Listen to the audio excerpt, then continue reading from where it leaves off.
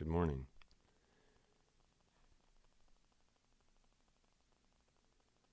Yes, all right. Damn, make it even smaller here.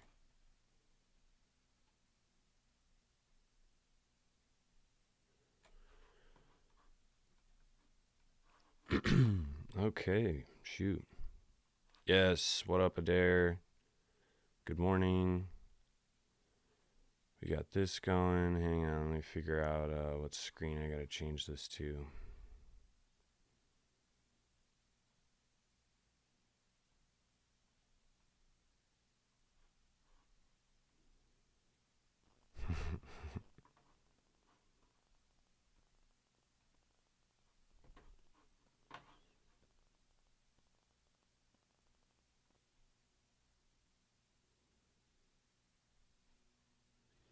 Here's what I need to do. Sorry, I'm gonna make this while we look at this. Check this out. I'm drinking some tea, you guys. You guys are having a positive impact on my life. It is good too. It's like yeah, and I don't know what the deal was with the buffering thing. I checked all my settings. Everything seems to be like as low as I can go.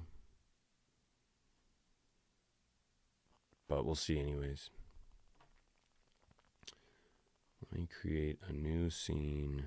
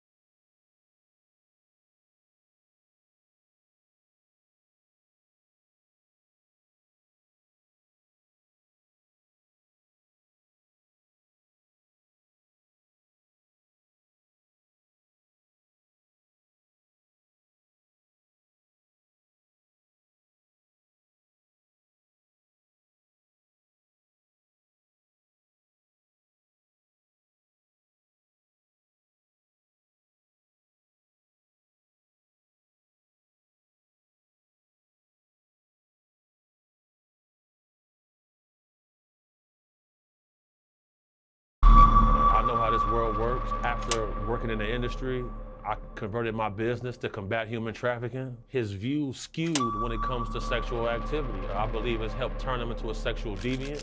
I've had FBI come to my house before and tell me they found a threat against my life. Somebody didn't want me to do this interview. This is a dangerous game people are playing, and some people deserve retribution. You clearly feel that Sean Combs made people disappear. I know this situation is dangerous. I've had several attempts on my life throughout my career. Other people say that Diddy was a Fed himself, that he was on their payroll. Do you think that's a possibility? If there's smoke, there's fire, Pierce. I've very rarely seen any straight dudes in this industry, man. All bisexual weirdos. I don't want to be the only straight man at the party. And what would you like to happen to him? I'll say this. The opening days of Diddy's trial in Manhattan have been gripping, lurid, shocking, and revelatory. It's everything we should have expected from a federal case against a mogul and megastar who stands accused of sex trafficking, racketeering, and conspiracy. My next guest has been watching these week's proceedings with a particular and personal interest. Big Homie CC is a celebrity bodyguard and security entrepreneur, and he joins me now. Big Homie, thank you very much indeed for joining me. Hello, Pierce. How are you today? Yeah, good, thank you. We're 2 days into this case against Diddy. What is your gut feeling about what's going to happen here? Well, my gut feeling on what's going to take place is, well, we're going to see a lot of strange things take place due to the fact that I know how this world works. After working in the industry, I converted my business to combat human trafficking. Last year, my team brought home 17 people, 4 children, 1 boy. And whenever these trials come about, the closer you get to the trial date, a lot of things start happening to remove people from the case that are going to strengthen the case for the prosecution. And I feel like we're watching that take place now with one of the male sex worker guys who provided tapes to the feds. He's disappeared. And this is similar to what happened in the Tory Lanez case, where the bodyguard whose DNA was on the weapon, he disappeared. So I expect to see a lot of strange things take place. I expect to see the defense team do a lot of steps to lighten the image of Combs. And we've been watching that take place. From what you know about him, Sean Combs, obviously the perception of him has changed dramatically since these allegations were made and since he got charged. I mean, from everything we're seeing now, he seems a very unpleasant, nasty, violent piece of work. Is that a correct assessment? The assessment is going to be correct. So what I've learned is whenever you see a gentleman like this from affluence and power, whenever they have an addiction to MDMA or the drug ecstasy, they call it the love drug. So he's been doing this drug for over 20 years. So that's going to lead his view skewed when it comes to sexual activity. I believe it's helped turn him into a sexual deviant. And, you know, what type of man wants to see another man urinate in his wife's mouth? I feel like it's evil. I think his behavior is egregious. And, you know, I have a history of using very heinous acts on people like this who participate in this type of lascivious acts. As we're talking, Cassie Ventura, who was his longtime girlfriend, is one of the two people who the feds have brought this case with. She says that Combs would bash on my head, knock me over, drag me, kick me. Asked how often, she replied, too frequently. She says she didn't want to participate in the freak-offs, as he called them, but she did so because she loved him very much and wanted to make him happy. She told the jury she was scared of what he would do if she said no. Physical violence from Combs, she said, was always on the back of her mind. He wanted to control every aspect of her life, from how she looked to her work. And when he couldn't reach her immediately, he and his employees would call her incessantly or come and find her in person. So she's building a picture of a violent control freak. Is that a picture that you recognize of what you know about this? Right. So definitely, these are traits that I recognize. In the field that I work in, whenever we get a call for a retrieval and a family is concerned about a loved one, those same characteristics that this woman listed is the same things that streetwalkers will list about their boyfriend, which is actually their pimp and panderer. That's why I have an affinity for people who are survivors of this type of nonsense and oppression. And this sounds familiar. You know, along this path, I've been poisoned 3 times. My toxicology report showed cyanide. And, you know, cyanide metabolizes into pneumonia in your body. So I've had pneumonia on 3 occasions. You know, and these problems didn't start for me until I started to speak out about people like this. You know, it's been a hard time to line up this interview because the last time I was scheduled to be in this interview, randomly, our car gets hit from the side by a blacked out vehicle. No license plate. That's happened 3 times this month so far. Really? Somebody didn't want me to do this interview. Yeah, somebody didn't want me to do this interview. You know, I'm somebody where I've had FBI come to my house before and tell me they found a threat against my life. So, you know, I'm well versed in this world. But, you know, I got round the clock security. One of them was sitting right here with me right now. This is a dangerous game people are playing. And it's a good feeling for me to see the justice system prevail, and some people deserve retribution.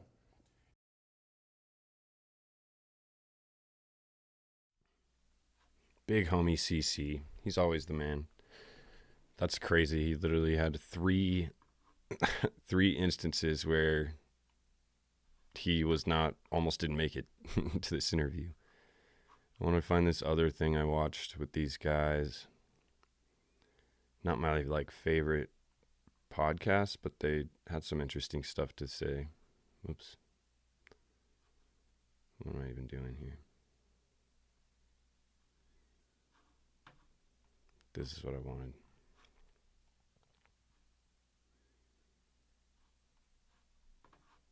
Diddy's trial. I mean, this Diddy situation is getting nastier and nastier and nastier. Rob, before I read this, is there anything you have? Obviously, the only thing we can see is paintings and drawings and all this other stuff. And by the way, that artist should never, ever hold a paintbrush or a drawing pencil.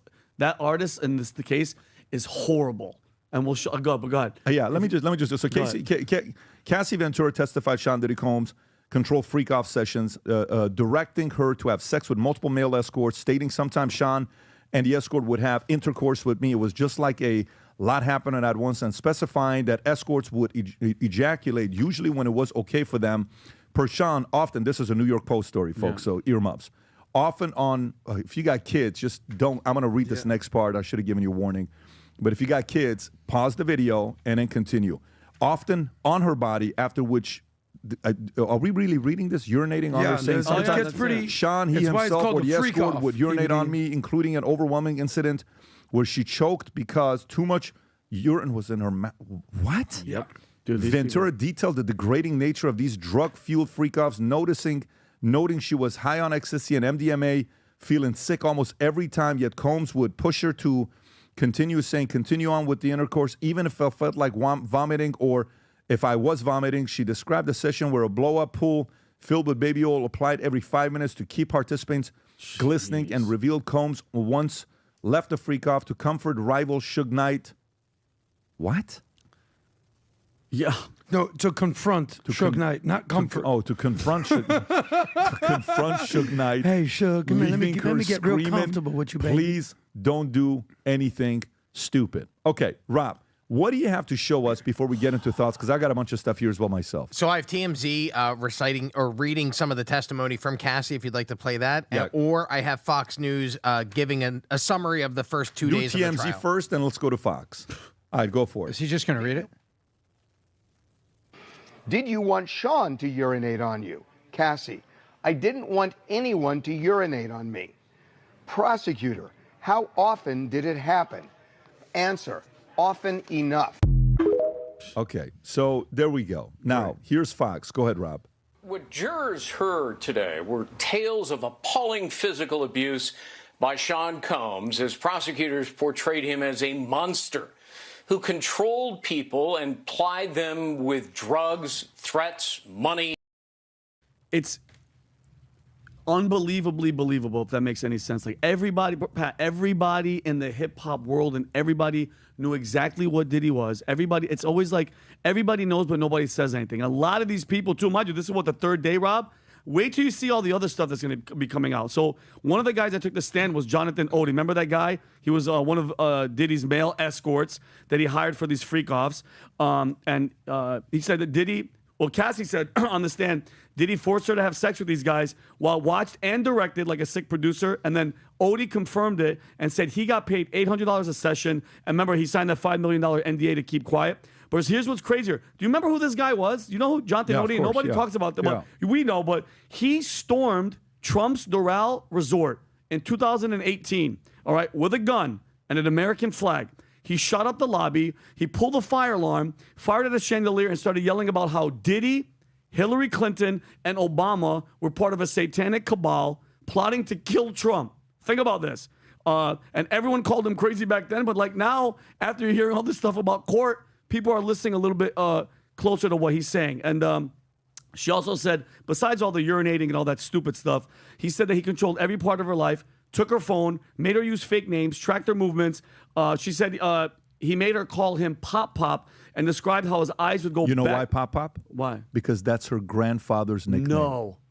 He asked, what's your grandfather's nickname? What? She says, Pop Pop. She says, moving forward, I want you to call me Pop Bella. Pop. Hemman. What? Pop. So it was performance-based. This guy's Hey, listen, like, that's a business model. Yeah. So, well, he would pay them anywhere between $500 to $6,000. Why is the range so high? If you came in and you didn't perform well, he paid you $500, asked you to leave. And he would tell you didn't do a good job. If you came in, you performed very well, he'd give you $6,000, $3,000, $5,000, whatever it was, right? So it was performance-based. This guy's Hey, listen, that's a business model, PBD. So that's what he's doing with these guys when they're coming in and out. One time they're on a flight, and she's sick and tired of sitting next to him. She switches seats to go sit by herself away from him.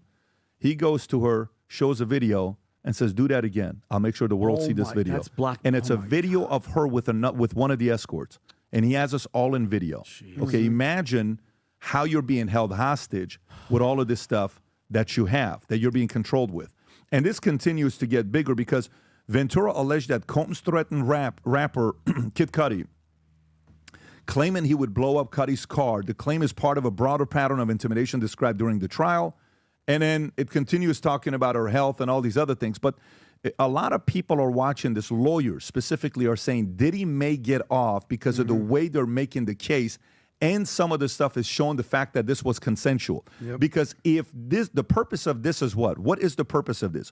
What is he being judged for? He's being judged for what? For racketeering and trafficking. Well, trafficking is mutual. There's consensual. So the trafficking case could be dismissed. The racketeering on what he's doing, well, there's plenty of documentation there that something can happen. But some of the handling could potentially cause Diddy to become O.J. Simpson 2.0. Yeah. Goes free. Oh, man. Yeah. I actually think that's my opinion. I think that's what's going to happen, What? to be honest with you. I think Diddy's going to be O.J. Simpson 2.0. He'll be free, and then it'll take us 10, 20 years to find out the whole details, and he's going to do the same interviews and wink, wink, and all this other stuff, and you're going to see that happening 2.0. Let me tell you why I agree with you, PBD. Because what's happening in society today is something called trial by media. And the media gets a story, whether it's Harvey Weinstein, whether it's Johnny Depp, whether it's Andrew Tate, whether it's Diddy, and boom, it's off to the races. Whether it's the actual media, whether it's mainstream media, whether it's social media, they take a story, and then all of a sudden, it's out there in the airwaves. And what happens when millions and millions and millions of people hear about Diddy? Oh, he's guilty. What a scumbag. They saw the video of him beating the crap out of Cassie. He's a piece of shit. Okay, we get that. But in America, it's innocent until proven guilty. So in my opinion, here's what's going to happen.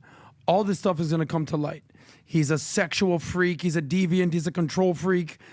He's doing all these things. There's thousands of bottles of lube.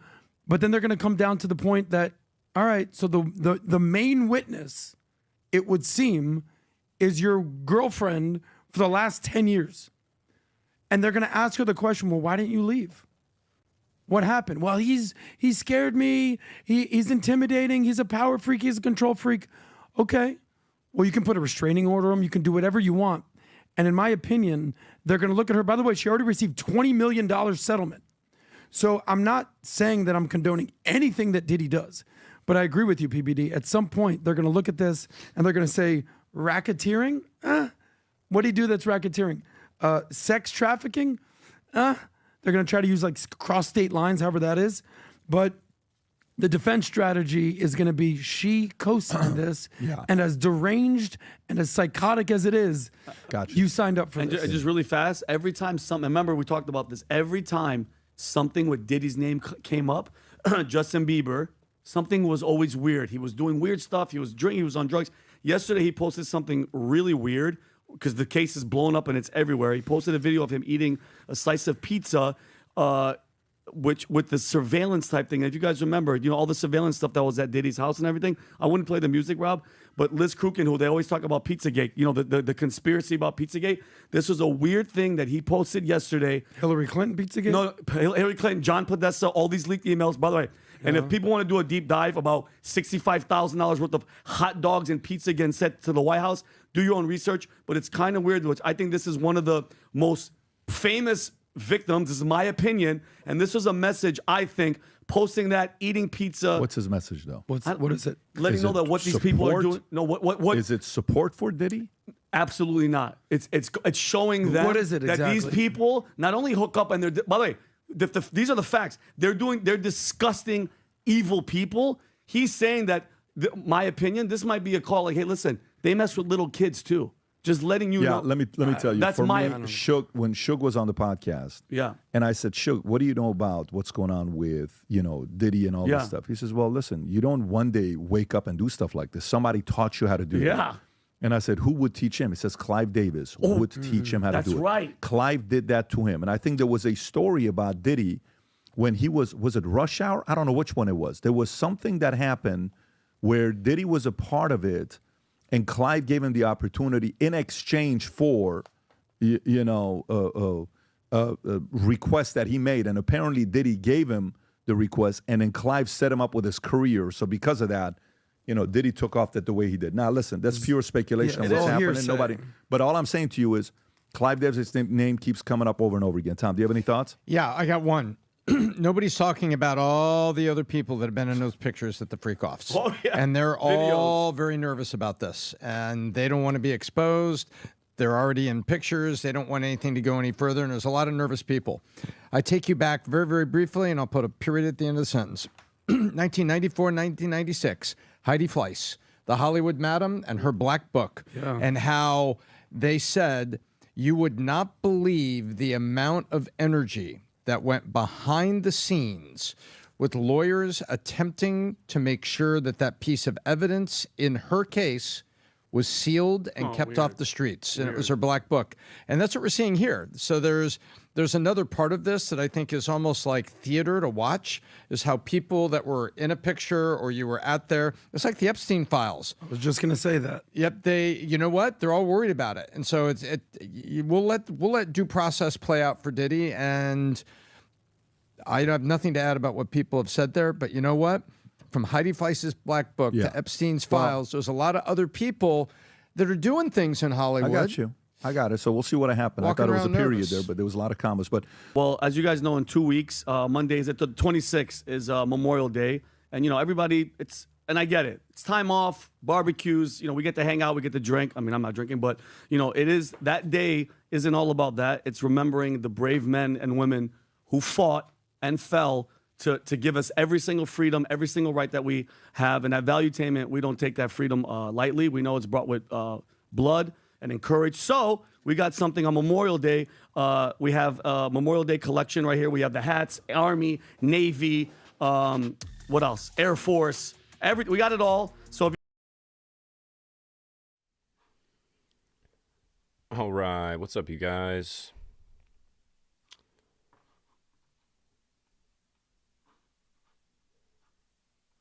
Don Richards testifying today. We'll see after lunch, maybe. Hopefully you guys had a good rest of your day yesterday. Man, I'm tired today. I don't know why. All these updates.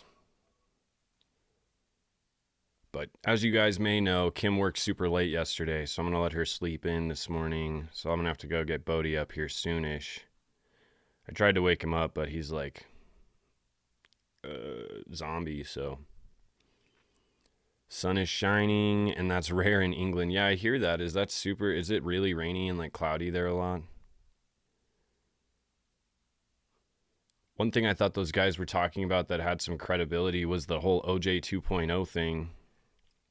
And I think, didn't we talk about this yesterday? I swear we were talking about OJ yesterday. Did he do it song on YouTube? What? No, I'm going to have to look for this.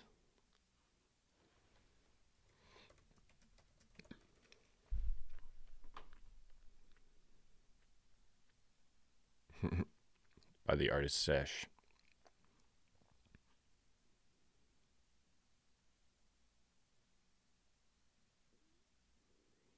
There's too many Diddy do-its. I'm gonna have to look for it. Yesterday my stuff got all copyrighted because I did the Kanye's new song. So funny. A lot of good music coming out because of the Diddy stuff. Alright, let me get my bearings here. 7 minutes ago, Q forms outside court as Cassie's husband arrives. Alex Fine. Cassie's husband has been pictured arriving in the Manhattan court. Mark, I feel like I don't say his name right. Everybody says it different than me. Mark Agnifilo. Everybody's like Mark Agnifilio. Maybe I'm saying it right and they're not.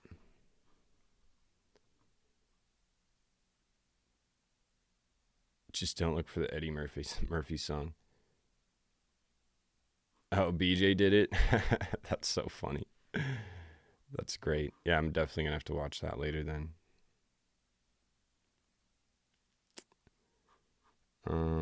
Let's see. Where are we at here? Oh, okay, updates right here on the top.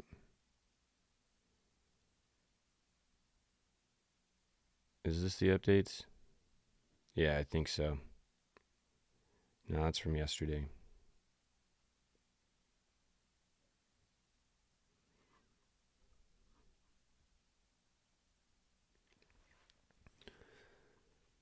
Okay, cool. Combs speaking about God. What? Did I miss something?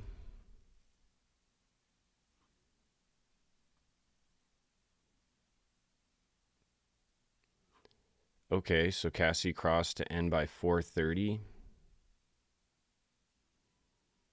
Didn't they say by lunch? So now they're giving him more time, huh?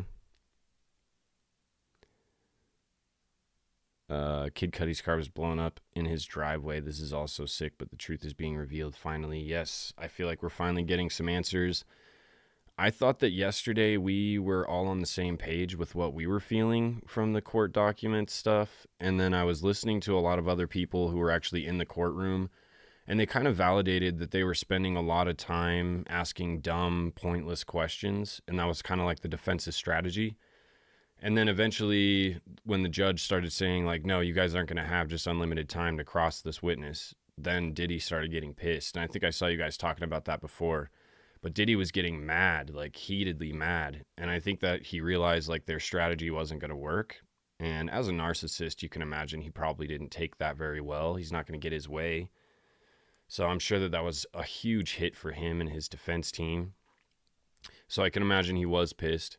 But everybody else seemed to be on the opposite end of like how they understood things. They were like, "Oh yeah, this is still good for the prosecution.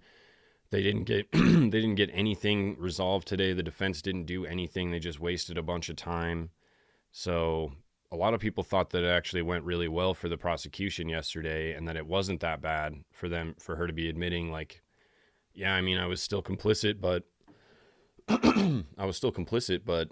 it was only because I was trying to please him." So people see that as, I mean, I don't know, people that were in the courtroom didn't see it as damning as we felt like it was yesterday. I still feel like it shows that she's complicit. And I did run across a few different people talking about how the sex trafficking and the racketeering charges aren't being substantiated yet. So either they are laying some serious groundwork, or I don't know. We'll see, I guess. Time will tell. I'm curious to hear what Dawn has to say today. Although, unfortunately, you guys, I'll only be able to go until like, well, I got to work at 11, so I'll probably have to leave here at like 10:30 my time. It's 7:30 my time now, so I'll have a few hours, and I got to drop my kid off. So, I don't know, I'll be in and out today, but I figured I'd hop on as much as I could. Yeah, give Cassie a break, dude. She needs it. She's been doing what? This is day 4 of her straight testifying, or day 5 of her straight testifying. I don't even know. Oh, my cat.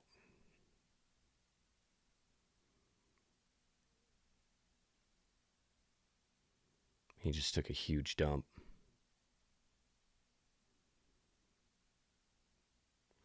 Let's see. Combs speaking about God. Combs is a stop. I heard somebody say it, Estavio. Estavao. I don't know. I still think. How do you guys pronounce this? Estavo? Estavao? Estivio? I don't know.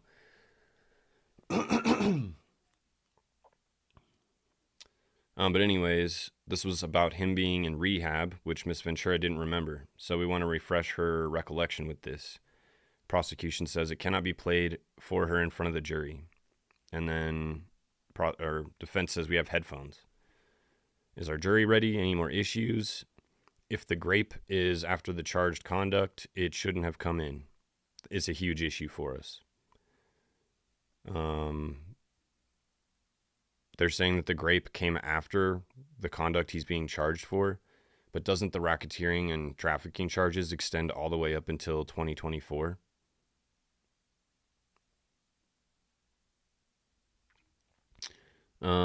It's not a huge issue. You didn't raise it at the time. Damn, judge is taking no prisoners. It must not be that big of an issue. You guys didn't raise it at the time.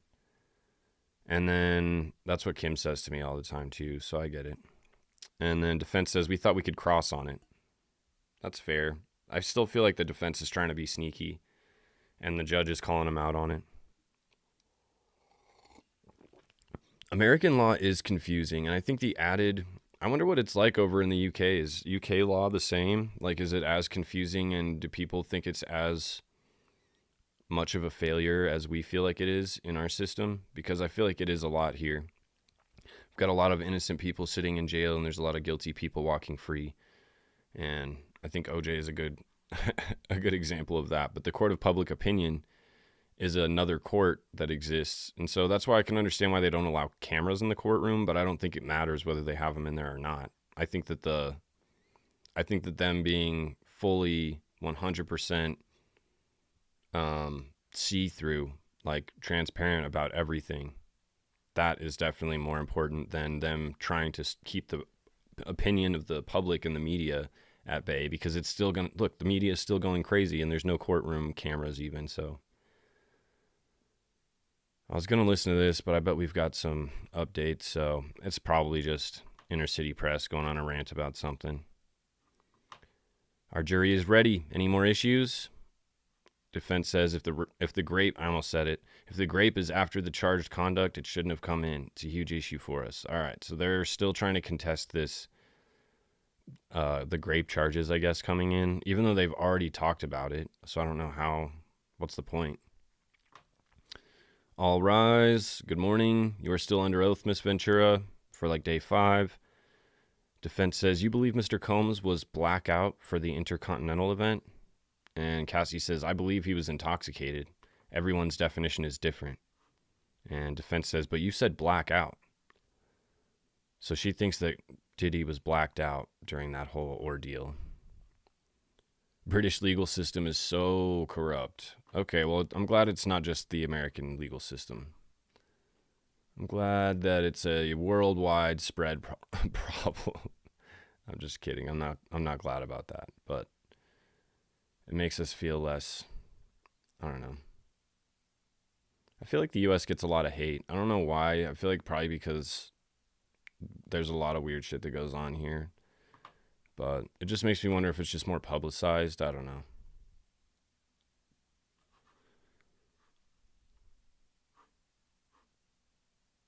I'm super curious to see what's going to happen with this Luigi Mangione trial. I'm super curious to see what happens with this Brian Kohberger trial.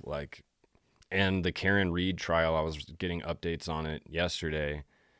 And I don't know. I can't really tell. I didn't watch a lot of the first trial, but it feels very much like it's just going the same direction. It feels equally as confusing, and I'm pulled in the same 2 directions every day I watch something new about it, you know? Diddy was blacked out. I wouldn't even doubt it. Sky News did us good yesterday. Let's see if the Washington Post is actually doing their jobs today, if everybody's back from their vacation. Don Richard expected to appear as a witness. That was last night.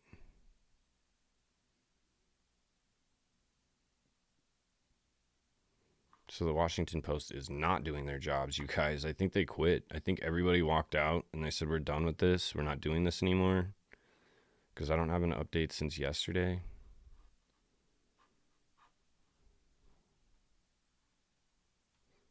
Maybe we got to go. Okay, yeah, my thing just wasn't updated. Okay, my bad. All right, I spoke too soon. Judge says we started with a number of objections and we've resolved them in record time. I don't know if that's sarcasm, but I imagine it is. Said Judge Aaron Subramanian. What a fun name. Let's get Miss Ventura and we will get our jury. All right.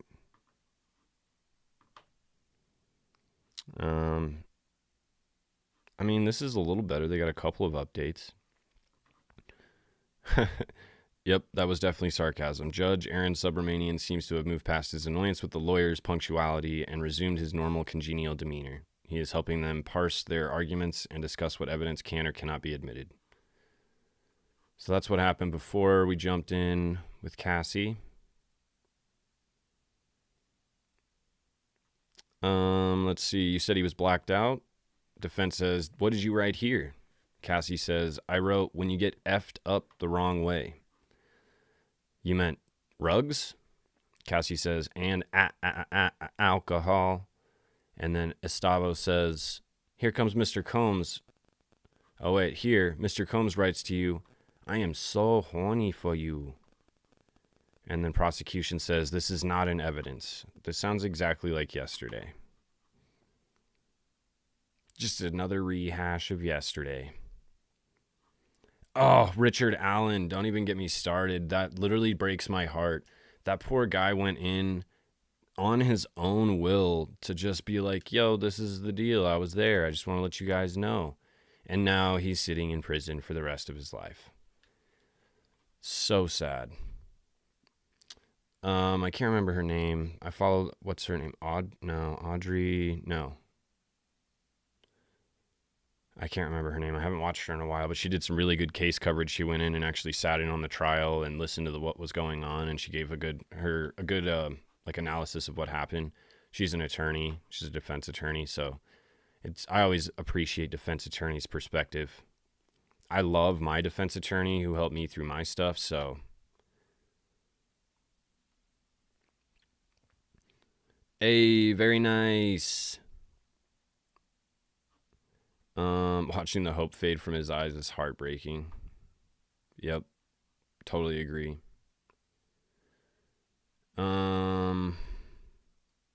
Yes, Andrea Burkhart, thank you. Adair, you got me, always. Yeah, Andrea Burkhart, she's amazing. She's super sweet, too. She, responded back to one of my messages, which doesn't happen all the time. But yeah, she does really good coverage on the Richard Allen case. Unfortunately, really good coverage that makes you sad. You're like, damn, I don't trust it. Oh yeah, she's doing the Karen Reed trial.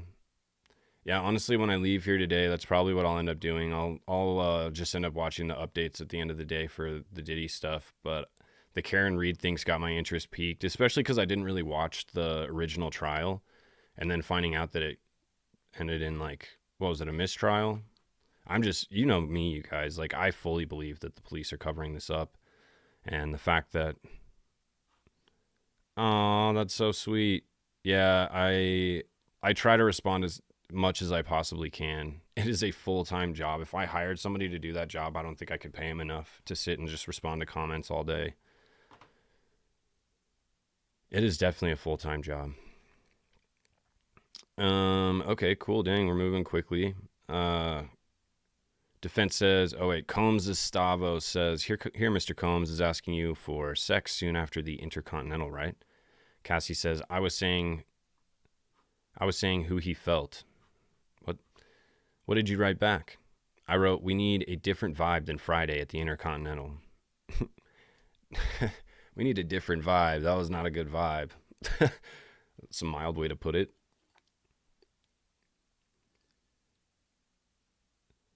I can't like any of your videos anymore, and I can't like any comments. I don't know. Let me pull you up. Let me see if I can pull you up real quick. I don't block anybody or do anything. I would never do that. So if it is, it'd be a YouTube thing. Yeah, I mean, I don't know. I don't think there's anything I could do to change that. That's kind of weird. Maybe if you're under 18 or something, I don't know. But that's probably not the case, because I think most of I don't limit my videos to be not seen by under 18, but they're obviously not for kids videos. Dang, that's super weird. I swear, I 100% believe that there's something with my channel that YouTube doesn't want to be out there. Like, because there's nothing I'm doing. There's only so much I have control over. Like, I can upload videos and, like, I can ban comments or, like, block people if I want to, but I literally have never done that. I get some comments that I want to block, but I'm like, nah, freedom of speech, man. I truly believe in it, and you say what you want. The only reason I even started limiting the comments, like, because you can moderate the comments on YouTube, so you can say, like, it'll like flag certain words or, like, super negative, like, profanity, things like that. The only reason I did that is because I realized that the comments can definitely flag my videos later on down the road. So I would find a video that was perfectly fine, getting monetized, everything's good with it, and then one day it's just not, it's flagged and it's not getting monetized anymore, and it says that it has issues. But it doesn't tell me what the issues are. It just says that it's flagged for some reason. And so I was reading online, it said comments can definitely be a part of that. So I had to start limiting them just for that reason. But it doesn't exclude any comments. It just keeps them from being overly, like, profane, I think. You know? That's all right. I'm with you. I only have, like, a couple of good, real close friends. My brother is probably one of my best friends, and Kim is my other best friend. So I don't spend a lot of time with other adults. The people I work with are great. The girls that hired me, American Patriot, it's the coolest freaking store. It's kind of a Trumper store. Like, they're super Republican, and so it's interesting being around that, because I'm not biased in one way or the other. I definitely feel like I lean more Republican because I want the government to stay out of my business, but I, like, either way, I don't believe in the comments on my videos. So I see you guys, especially when you guys pop up more than once. I definitely recognize the names. What's with the freezing? I swear, like, I'll lower it one. I think I can go down to 3,000 is probably as low as I can go before I have to, like, close the stream and then restart it. Which maybe I'll do that anyways when I go drop Bodhi off.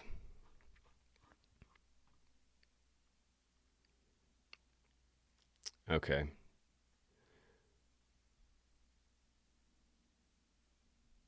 Yeah, I feel like, what age do we stop making friends? Like, as soon as you either graduate high school or college, you just quit making friends, and the people you work with are now friends. Hey mate, I'm Chris from, where is that? The UK, Australia? I can't tell. I'm not good with flags. Americans are not cultured. If I pin this message, can you guys now see this on the screen? I really love it. I love your style, your tone, your content, and your genuine respect for what you talk about. Chris, that's freaking amazing. Thank you so much. I appreciate that comment. That literally means the world, because, I don't know, I'm trying to just be authentic and just come at you guys. Like, I watch enough YouTube videos. I get super annoyed with all the sensationalized stuff. Life has been school this entire time. I fully agree with that. Yeah, and I don't know about the buffering thing. Like, I watched the stream back yesterday, and I didn't have any parts where it glitched out on the rewatch, but that doesn't mean anything. That doesn't mean that it's not buffering. I'm not calling you guys liars. I'm just saying I don't know what to do to fix it. I did some research yesterday to see what else I could do to fix it, but most of the stuff I was already doing, so yeah, I don't know.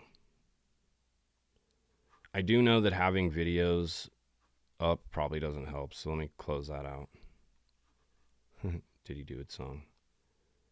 Let's see. We need to have one more. Let's see if CNN has some. No, I don't want to do CNN. Yeah, let's just do CNN.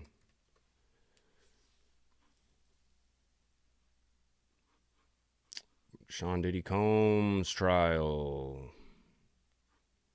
I'm not a rag doll. I'm someone's child. What?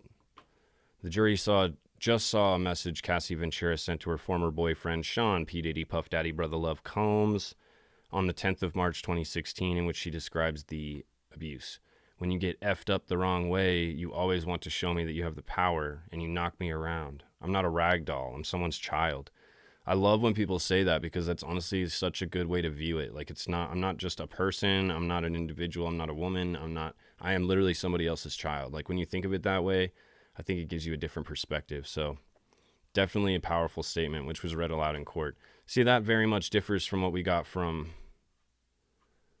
Inner City Press. Ventura wrote, when you get effed up the wrong way, and that's it. He just stops right there. Like, why? So I don't know. This is why I'd like to have multiple of them pulled up.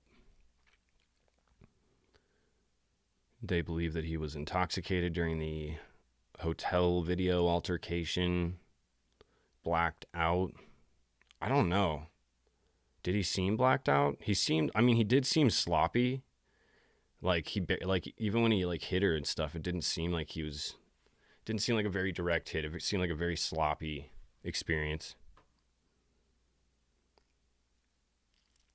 But if YouTube actively tries to keep you unnoticed here, that means you're on to something. Yeah, I know. And that's what I've been saying this whole time. Like the fact that, I don't feel like any of my videos, you guys know, I censor what I say. I try to censor how I say it. I try to tiptoe around the rules as much as possible.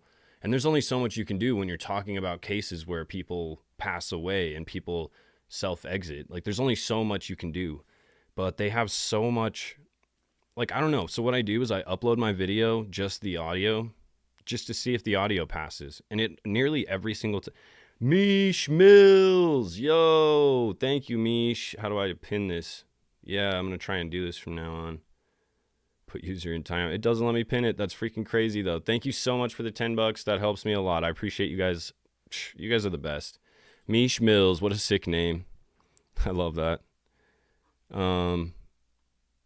Threw me off guard. That's great. I really appreciate that. Seriously. Oh, hell yeah. Well, you guys keep me sober, so it's mutual because, I don't know, I think I say this a lot, but boredom is my main trigger. So if I don't have a hobby or something going on, I'm going to just be out there doing dumb stuff. Oh, you guys are the best. Oh, yeah, I was looking up here because you guys said something about... Oh, yeah, and Inner City Press didn't tell us about Diddy losing his SHIT yesterday. And that was super frustrating because, yeah, I didn't get anything until after we left. And then, like, even a lot of the news stuff didn't really talk about it. But how can I donate from Oz? Oh, that's crazy. Well, here, let me just see what my Cash App is because that's probably the easiest way. Yeah, you guys are the best. Seriously, I really appreciate you guys.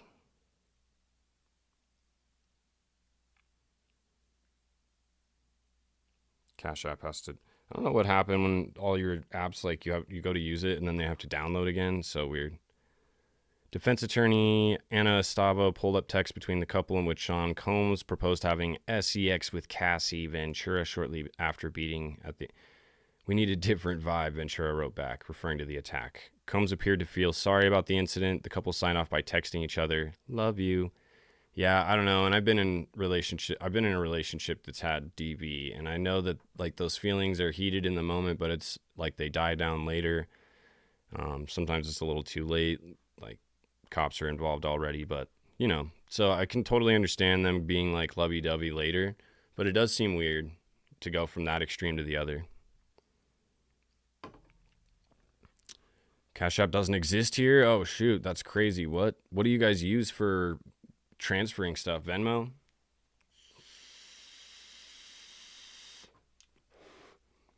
You're in Australia?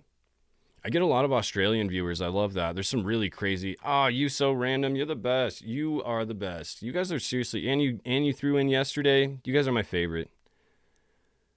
Let's see. Should I make a goal? I guess. No, I don't, because I'm not asking for nothing. You guys are the best. Seriously, thank you so much for the love. Oh, PayPal. Yeah, I've got a PayPal. Shoot. But I never know how to link that, I guess. Let me see. I think it's just my name, but... let's refresh this real quick while I'm doing that.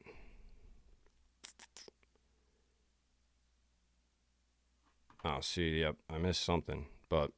Wasn't there a time he found out you were dancing with another person in the entertainment industry and took your phone, right? Cassie says, I don't remember. Defense says it was Chris Brown. She says, I was not dancing with him. And then defense says, look at this. It's from 2013. Millennials best. Thank you for the super chat. That's what it's called, right? I'm in Brizzy. Let's go.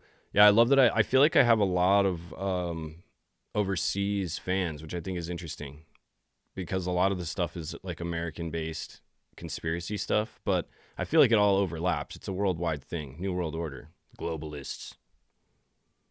They're just proving how broken Cassie was from his abuse. Yeah, that makes sense. Hang on, my kid's freaking out. I'll be right back.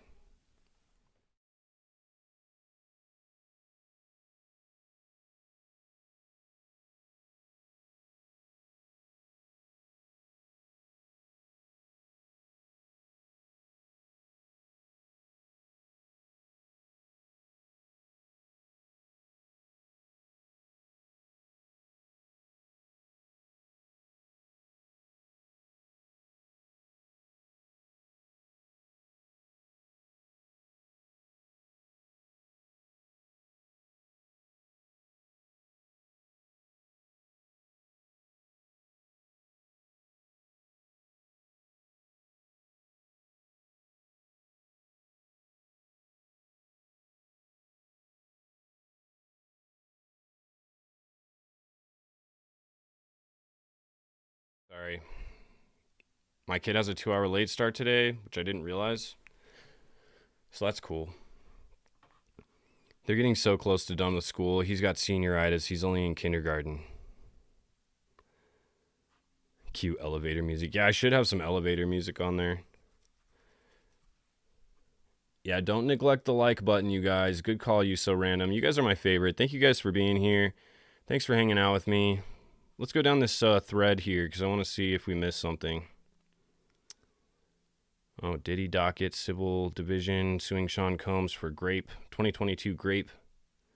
In Miami, Anthony Tate gave his name, faces. Anthony Tate now faces dismissal.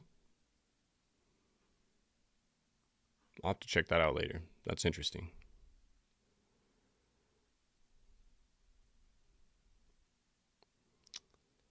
Oh, man. So it's the thread from yesterday still. Good grief, man.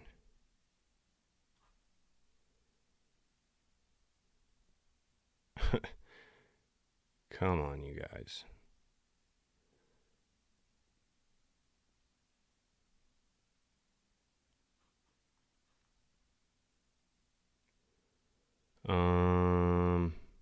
No, this is not the same thread. Man, Inner City Press's Twitter is getting so hard to follow now.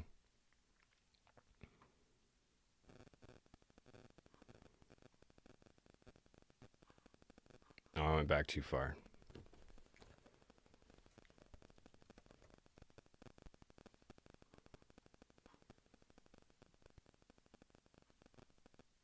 Right? Click this. Yeah.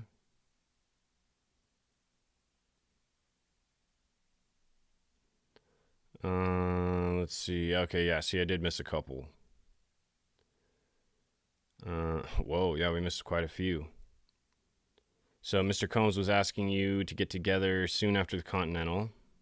We needed a different vibe than Friday.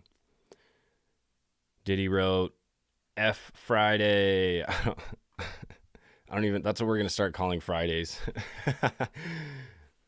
Friday. Freak off Fridays. Yes, we're freaking off on Fridays every week, you guys. Oh my gosh, Lonnie, I almost missed this freaking super chat. You guys are the best. Oh my God, seriously. Thank you so much. You guys are literally making my entire morning. So sorry, Freak Off Fridays got me all distracted. What did you write? She wrote, LOL, true.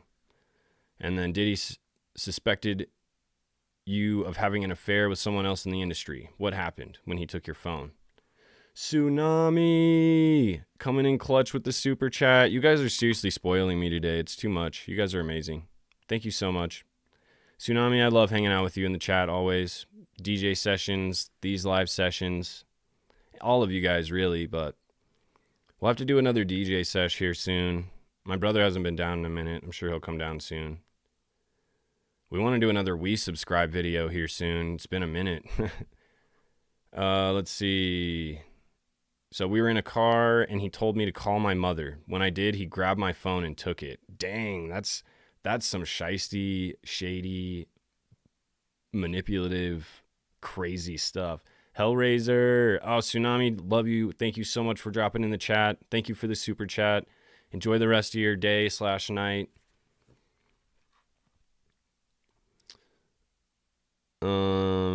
So then he just straight told her to call her mom and then said, I'm taking your phone. I'm going to look through it.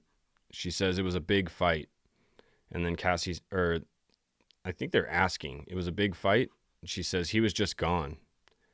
And defense says, for how long? Cassie says, a few hours until my mother called the police. Dang. It's oatmeal raisin cookies. Oh, that's freaking great. I actually like oatmeal raisin, but I think they still would be better with chocolate chips instead of raisins.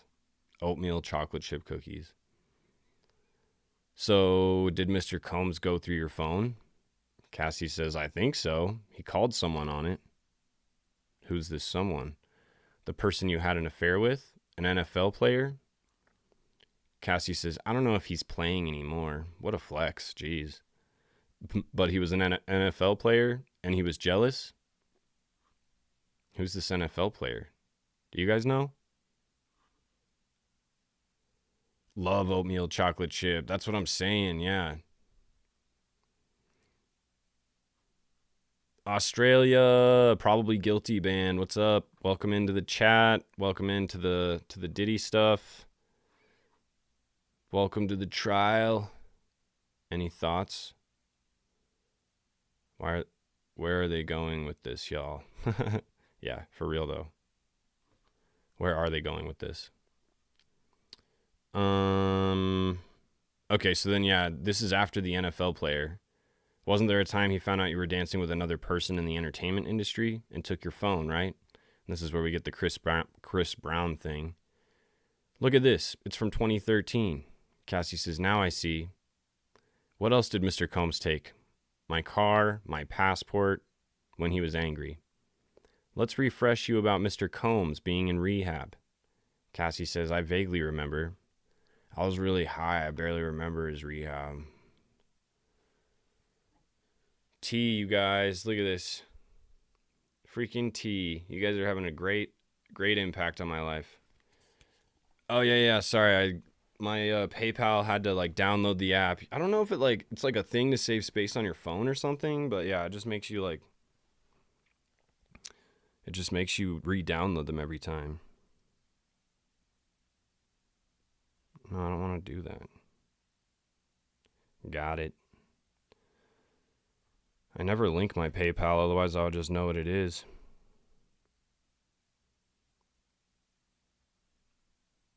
Account info.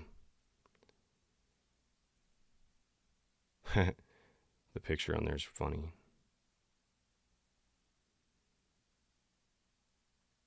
I don't know. What's your PayPal even? Isn't it just your email or something?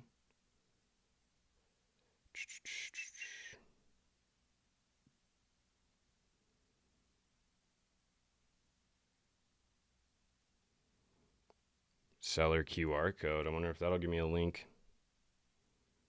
Why is PayPal so difficult, you guys?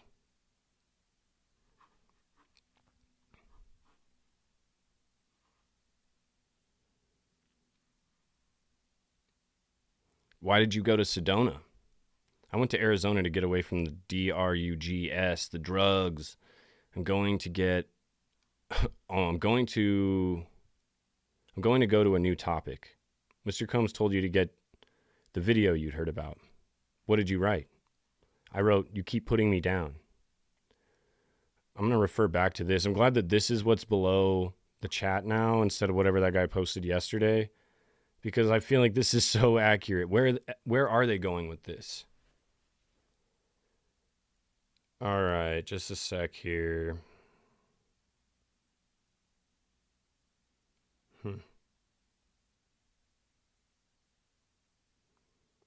Oh, yeah, there we go. That's the QR code.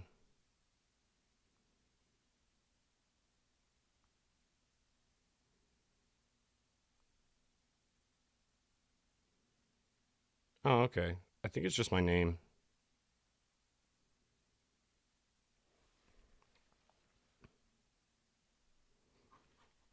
I'll put it in there.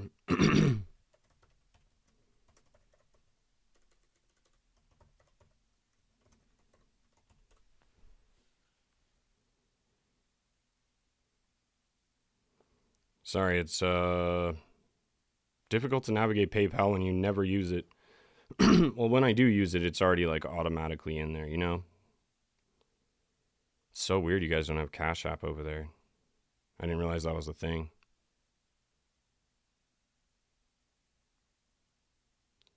Yeah, I think it's just my name. That's what it says anyhow. All right, let's see what we got. I just love how they're just jumping around. So let's see if anybody else can piece some stuff together for us. Yeah, that's true. They're hoping somebody will silence him before the names start dropping out of his mouth. It does feel like they're doing their best to protect other people. Like they're really just focusing on him and Cassie as much as possible, not asking about anybody else. Now they're just asking about her cheating on Diddy, making it seem like it was like back and forth. They were doing it to each other.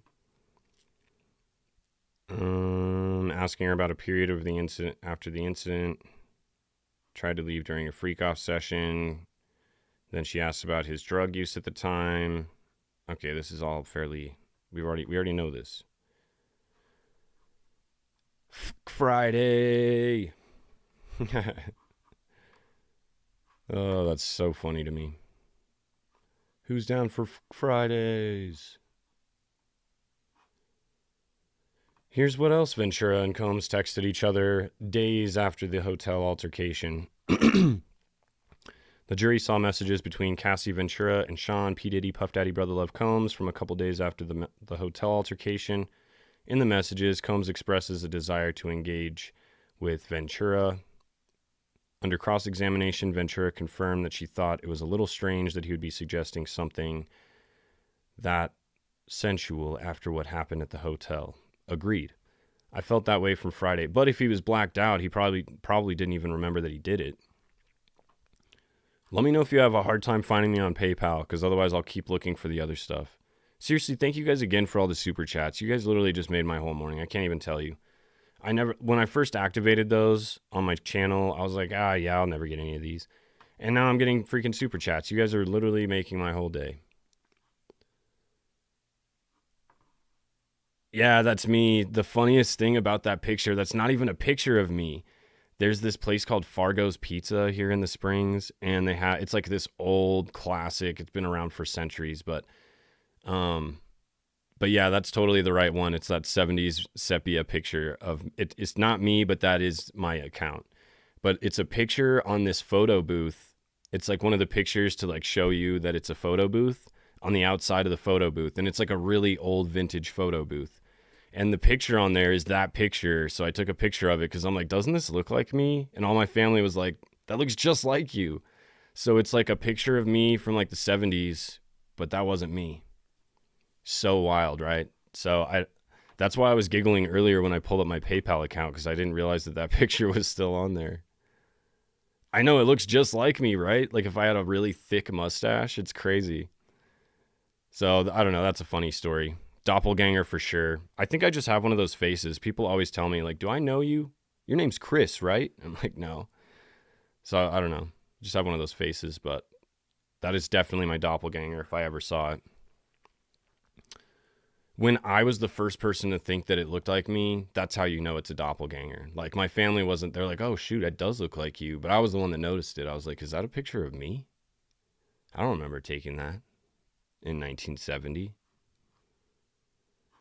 Okay, so I got a little distracted.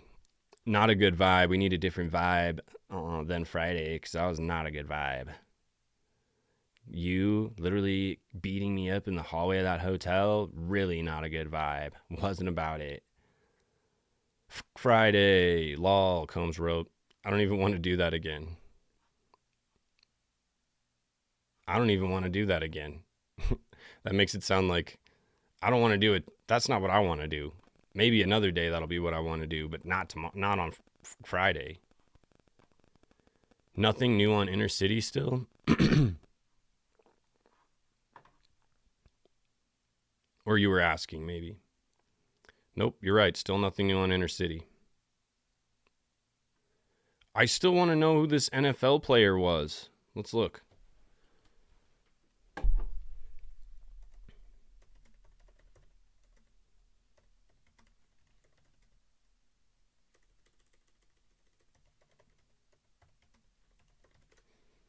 Chris Brown get arrested for what? Wasn't Chris Brown the guy that like beat up that girl in the elevator? Or is this something new? Odell Beckham, is that what you're saying? She's not dating an NFL player. Well, yeah, and I thought that she was just dating Alex Fine after that. Oh, no, this would have been like in between Diddy and stuff, huh? Yeah, it doesn't say anything. Who is Alex Fine? He's not an NFL player, so I don't know.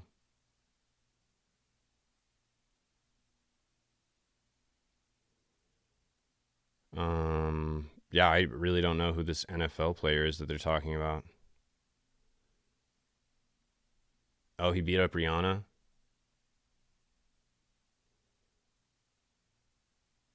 Yes, Odell.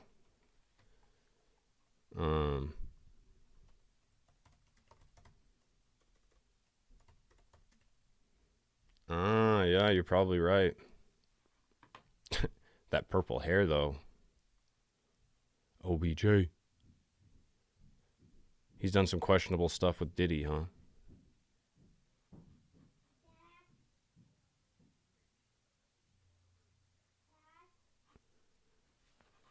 Well, let's see if Inner City Press has anything new.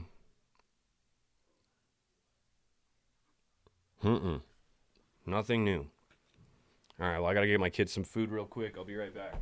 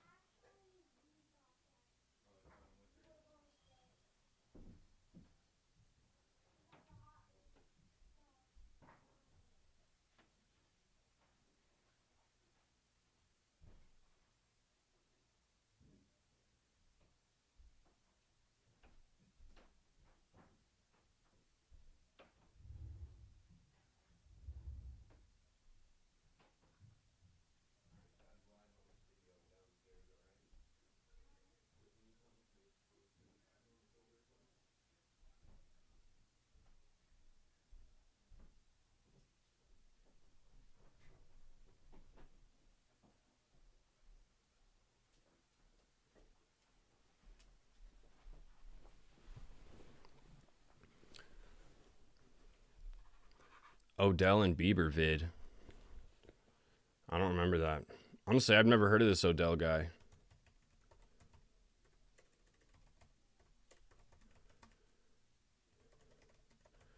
I also saw that Justin Bieber just unfollowed Diddy finally. It's like trending viral news that he unfollowed him.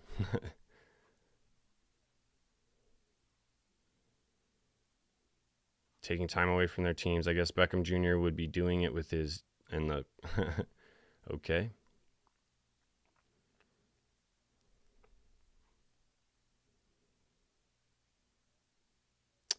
Let's see if it'll let me play. Time to end this rumor about Odell and Justin Bieber.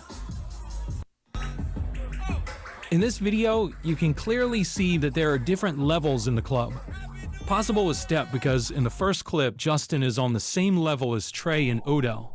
We can see Odell and Justin drinking water, but in the second clip that people keep posting, they edited out that Justin was holding a bottle when Trey started to call out to get them in a video, and you can see at that same time, Odell was putting down his water bottle, and his mouth still had water in it the way his mouth was puffed up.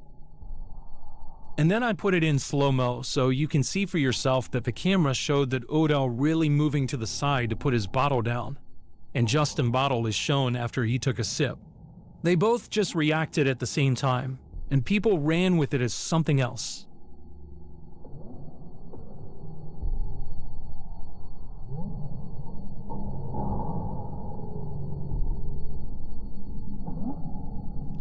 He looks super like, oh snap, I'm still on camera.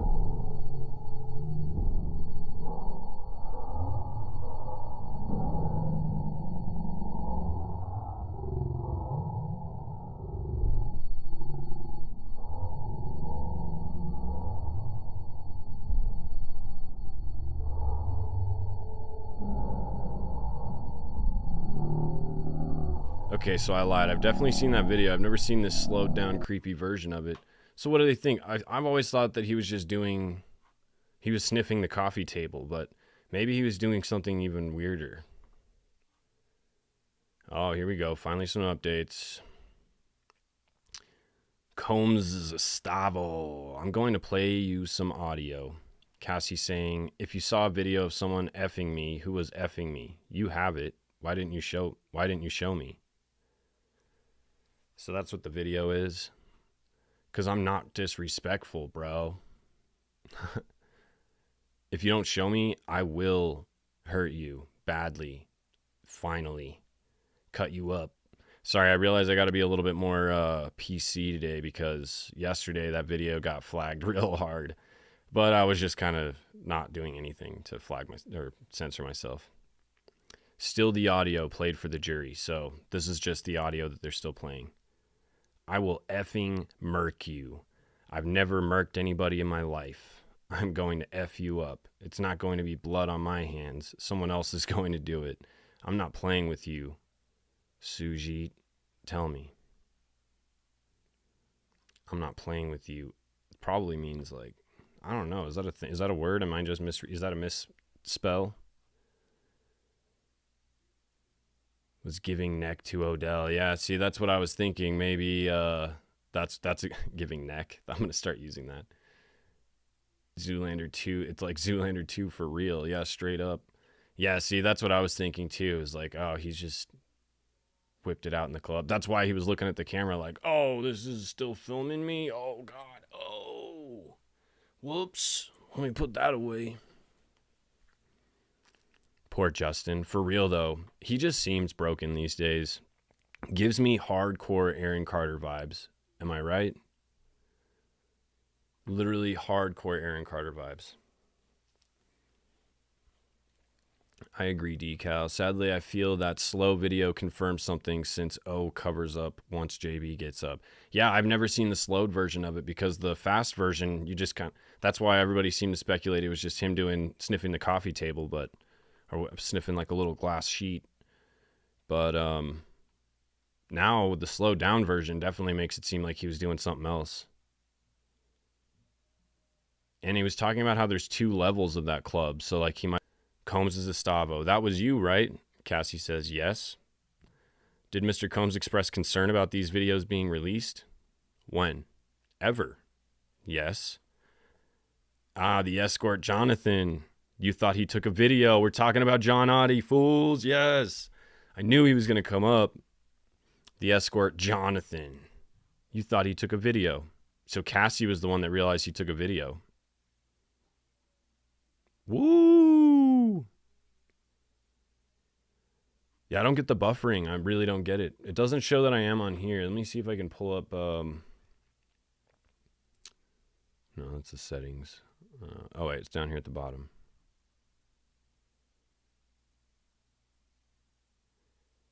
Yeah, it's saying dropped frames 0 on my end, so that means it's not losing any. It's not doing anything on my end, so it's got to be something on... It's so weird. Yeah, it's got to be something on YouTube's end. I'll keep telling me if it's buffering, because when you tell me that it is, then I will check the frames, because if it's my frames that are dropping out, then I'll have to figure something else out. But it's running at 4,000 kilobits per second, and I only have it set to 3,000, so it's automatically updating to that. So it's running at its own pace. So I'm blaming YouTube. Sorry. Oh, but hit fast forward. That's great. His mom sold him out to Usher. Yeah, I know. And then the fact that his parents literally just sold him out. Do you guys watch that Trevor Moore video that I did? And they've got the Help Me song that Trevor Moore made that literally is just Justin Bieber. Although it could be played for very many, like a lot of different young superstar singer kids like Aaron Carter, Justin Bieber. Who else do we have? Any of the Backstreet Boys are in sync. I feel like Justin Timberlake's kind of in that same ballpark.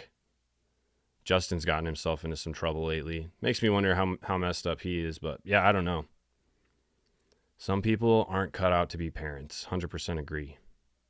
Yeah, they got lucky that Justin Bieber was so talented because, I don't know. Who else? Oh, the Olsen twins. All those poor freaking childhood entertainment stars. But I feel like it's worse. Like, it's bad in the music industry, but it's not as popular. I feel like child's entertainment, like Hollywood stars, are more prevalent.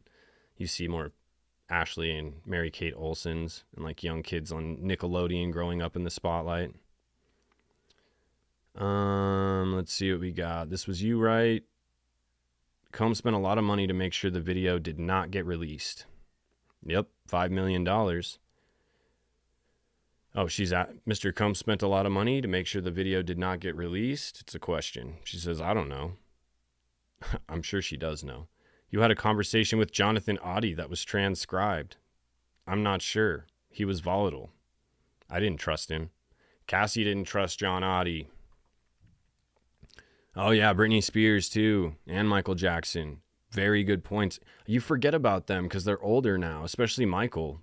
Maybe for me, because he was around before I was around. So, but yeah, Michael was a childhood star. Probably, and the youngest of them, wasn't he? Isn't he the youngest of all the Jacksons? Every time I see a kid in the show now, I can't help but wondering what they may make him do behind the scenes. No wonder young stars are so often totally messed up. Totally agree. Yeah, and all these parents just sacrifice their kids for that paycheck, man. This is their ticket. This is my ticket. Oh, and Drake Bell for sure. Although Josh, what's the Josh dude's name? He lost a ton of weight. He seems to have turned things around. But maybe that's why. Maybe because he was overweight when he was a kid. Like, he wasn't as popular in the behind-the-scenes crowd, if you know what I mean. Like, in the most sensitive, non-judgmental way possible, I mean that. And the two Coreys. Yep, the freaking two Coreys. Corey Haim is going to be on my channel at some point. In fact, I was going to cover him a long time ago, but then I got sidetracked with the Diddy stuff, I'm pretty sure. What did Mr. Combs say to you when you told him you thought Mr. Audie was recording? So it was Cassie that figured out that John was recording. He said he'd take care of it. Are you aware of an escort leaving comments on Mr. Combs' Instagram page? I am not. There was an escort leaving comments on his page. Oh yeah, Amanda Bynes, and what's that other girl, Lindsay Lohan? Man, I love how this is just like a nonstop list now too, because it just keeps, like, the more you think about it, you're like, oh yeah, these people and this kid and this poor kid. Who else? I'm trying to think of some other ones. Some ones that I used to watch. What about Shia LaBeouf? Shia LaBeouf was a kid superstar as well, but I don't feel like he's as messed up. I feel like he's really turned things around for himself. He like graduated into adult films somehow. Have you guys heard the conspiracy thing about JonBenet Ramsey possibly being, what is it, Lady Gaga or something like that? Jodie Sweetin, who's that?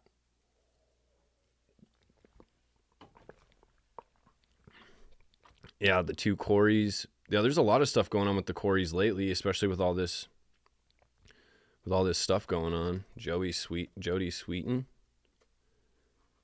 Full House, Jodie Sweetin. What's she look like? She doesn't look that familiar to me. I also didn't watch Full House. Dang, Jodie. Put a shirt on.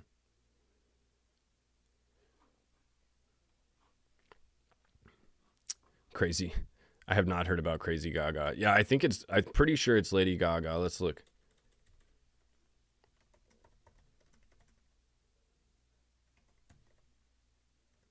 It's either Lady Gaga or it's another like famous.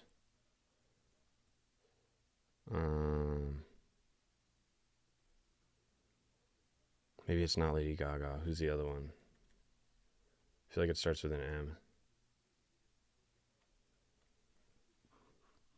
Macaulay Culkin. God, how do we forget about Macaulay Culkin? Did you guys watch that movie Party Monster with Macaulay Culkin? Super weird.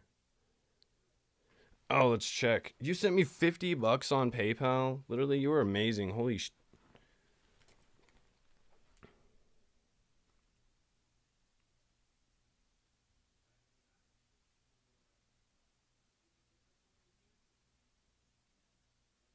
Loading. Why can't I remember what her name is? Let's look up. See if it pops up with this.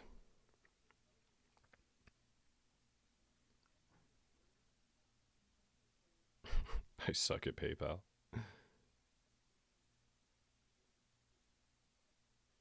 Profile. There we go. Let's see if that does it.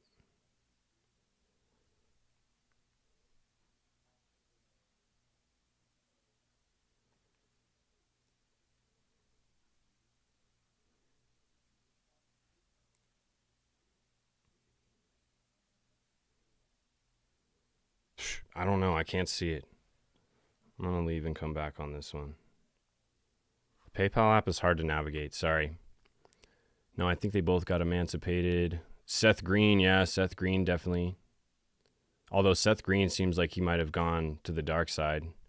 Katy Perry, thank you, Sarah's Design Club. That's who I was thinking of. Pretty sure it's Katy Perry. Perry, right? Right? I'm pretty sure that's it. Yes, Katy Perry is JonBenet Ramsey. See?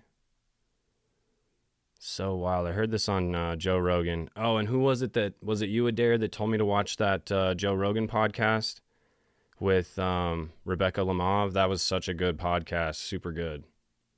According to Isaac, Seth is definitely one of them. And honestly, I trust Isaac on what he had to say. So, another side of the internet, that weird part in which people craft conspiracy theories about murked children. A different Katy Perry story was being resurrected. JonBenet Ramsey. I wonder if there's pictures to like side by side it. There's a picture of JonBenet, a very famous picture of JonBenet. She was murked in Boulder. One of these days I want to go up there and see the house. Let's look up I'll have to look more into why they say that later. I don't want to waste too much of your time on this, but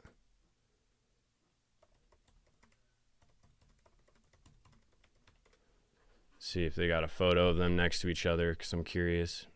Because I don't really honestly know what Katy Perry looks like. I don't listen to her that much. Dang, I could kind of see it, though. I mean, even already just looking at that picture. You don't see it with Katy Perry?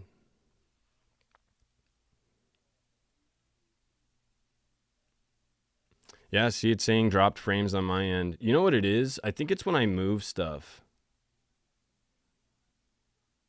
I'm pretty sure it's when I move stuff. Here, watch. Let me move this back and see if it freezes again. Because earlier when I was moving something on OBS, I was trying to look up something while we were watching a video and it froze. On my end, even. But yeah, my thing saying dropped frames, which means that it's...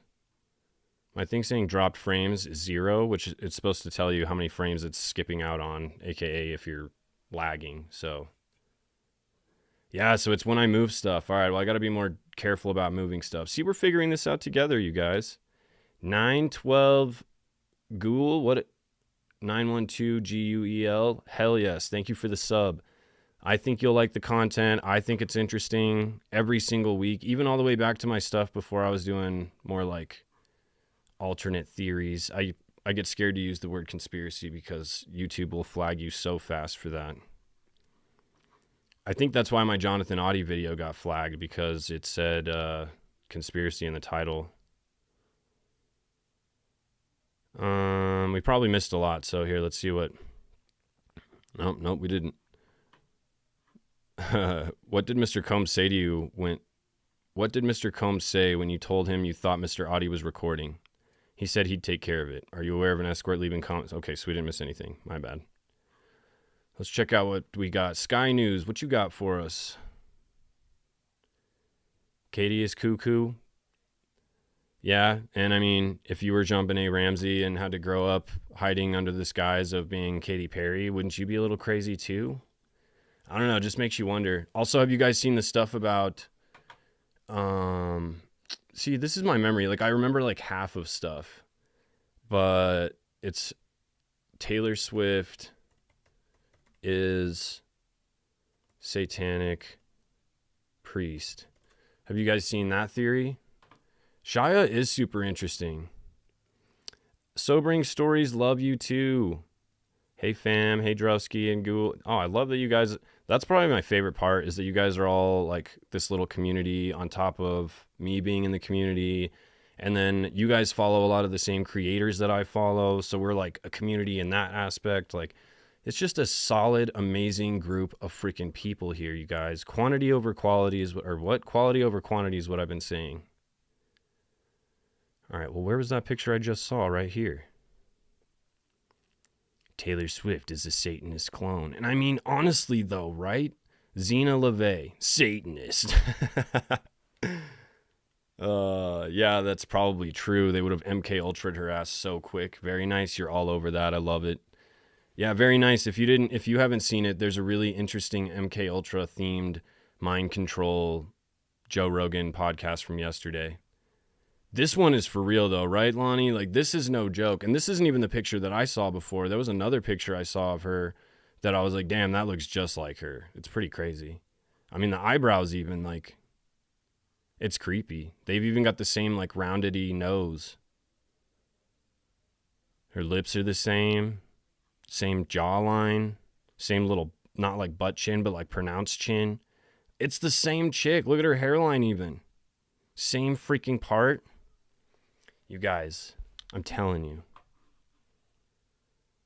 So can you not see my post about Benson? I need to see if this payment came through because I really, well, even if it didn't, I still appreciate you so much because that is freaking crazy amazing. I can't believe you freaking did that. You guys made my entire day. Now my phone's frozen. That never happens. Are you guys iPhone users or Samsung users?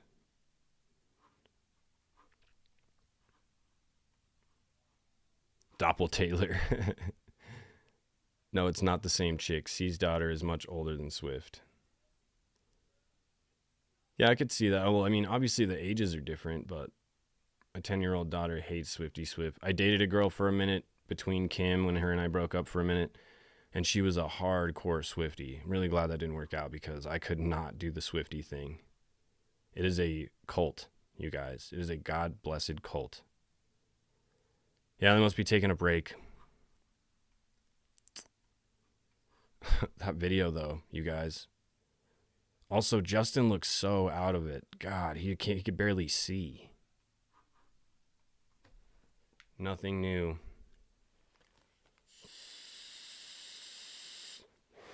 What the F is an Android? Yeah, I'm an iPhone user. I used to use Samsung, but they screwed me so hard with that Z Flip phone when it first came out.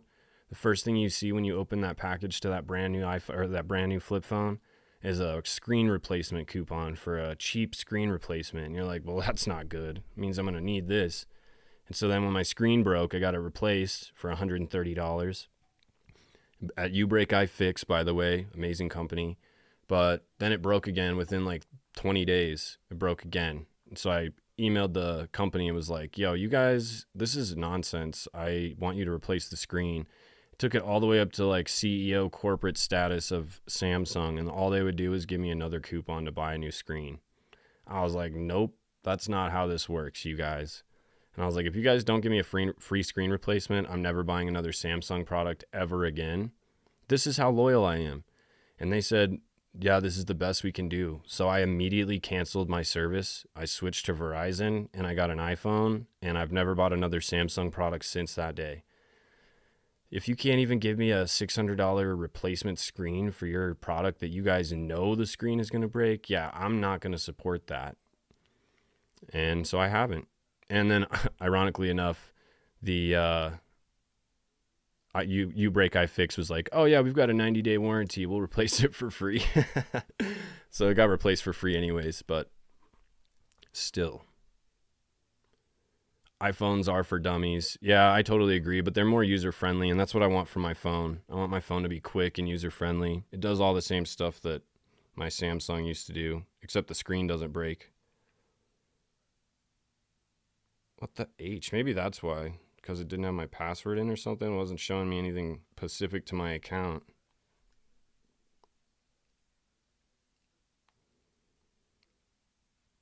Oh, activity. That's what I was looking for.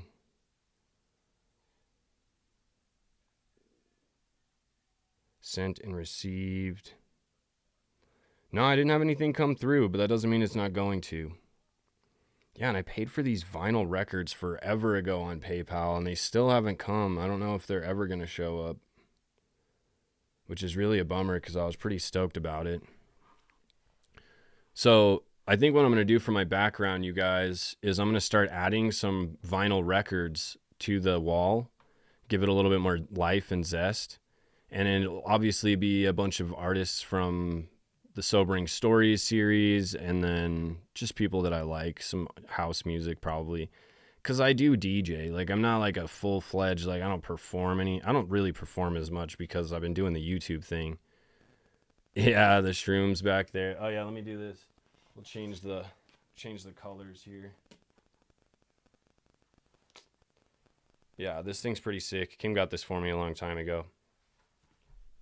If I'm going to be quite honest with you guys, mushrooms really helped me get sober from alcohol. And the way I feel about sobriety is like everybody needs a crutch. People use caffeine. People use drugs all the time. They don't have to be super addictive ones, but you just have to figure out what it is that you can and cannot handle. Because there's a certain point where you lose control.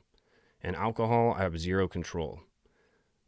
Sniffing the coffee table, I'll sniff the coffee table all day, all night. So there's a certain level where you got to be like, all right, I got to cut this off. Still nothing. That must be taking a Cassie pee break or something. But yeah, mushrooms definitely helped. And they say that mushrooms can really help rewire your entire brain chemistry and help you. Oh, here's another picture. They can rewire your brain chemistry. I don't know, you guys. That's pretty good. Her nose is different I don't know. Her nose is definitely a little pointy. She's got the same freaking mouth line. Her jawline's a little different, though, I feel like. But that could just be because she was a kid. It's the ears I want to see, but I can't see them. Because that'll be a telltale. It looks like she has the, like, rounded lobes.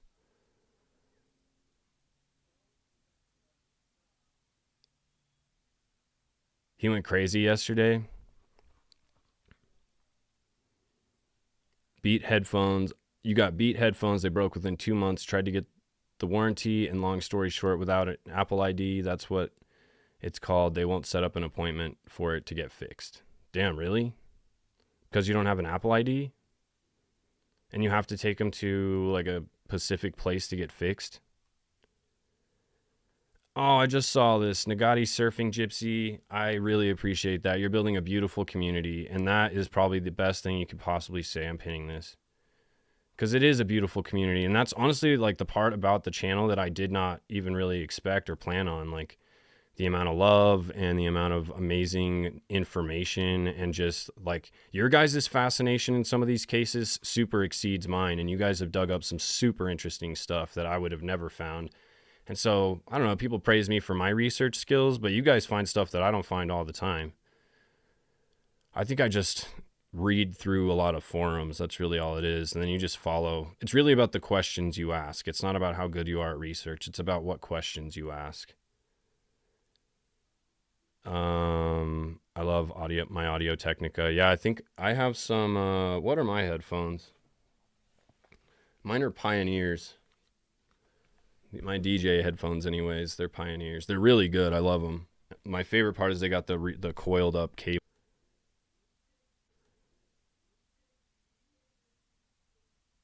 Or maybe we got to go back to the homepage like we did before.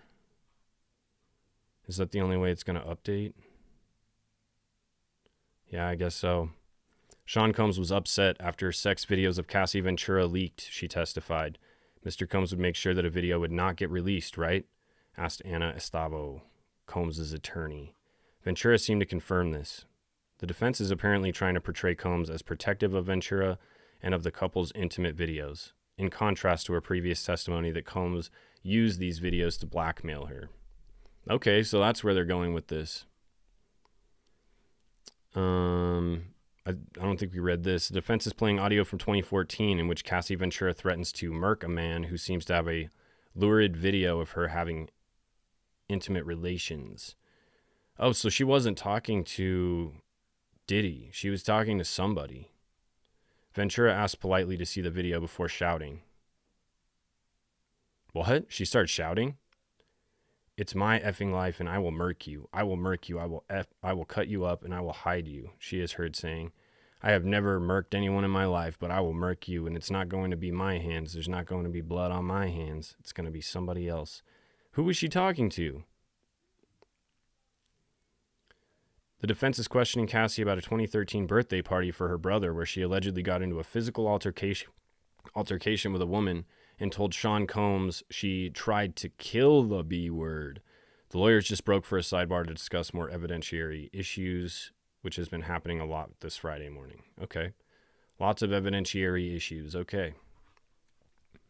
Thank you. Update 2 minutes ago. Thank you, Adair.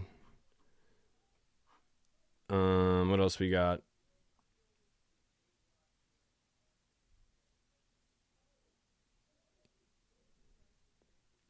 Sorry, I'm reading the comments.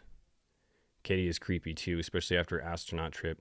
Oh, and back to the Anna Nicole Smith. I definitely will add her to... I think she's already on my list, to be honest. I definitely will add her on there if she's not.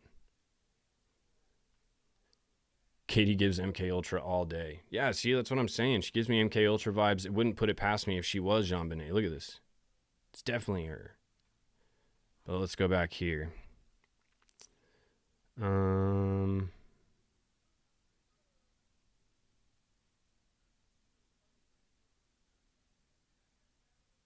So that's all they talked about with Audie, huh?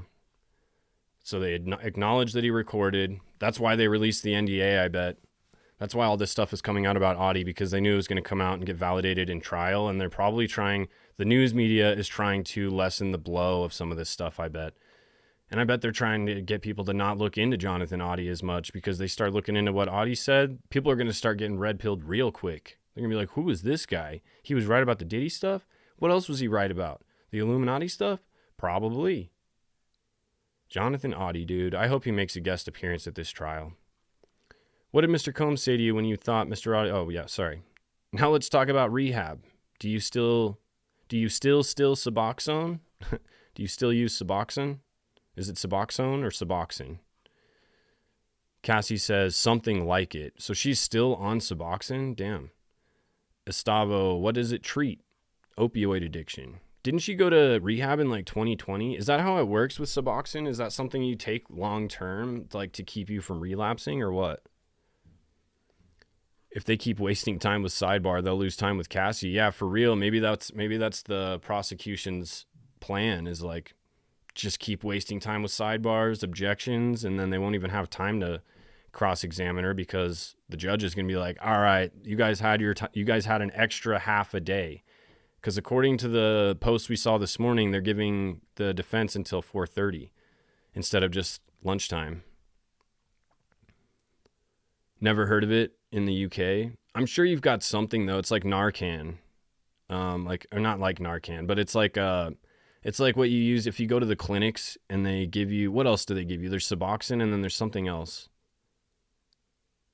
Can be used long term. Some doctors say you have to be on that shit for life. Oh, really? I wonder if it's because the whole idea with opioid addiction is that it not only is an addiction, but it causes dependence, because the opioids replace your natural endorphins and your natural pain relieving, like chemicals in your body. So I wonder if methadone, yeah, that's what it is. The methadone clinics. Thank you, Carmen.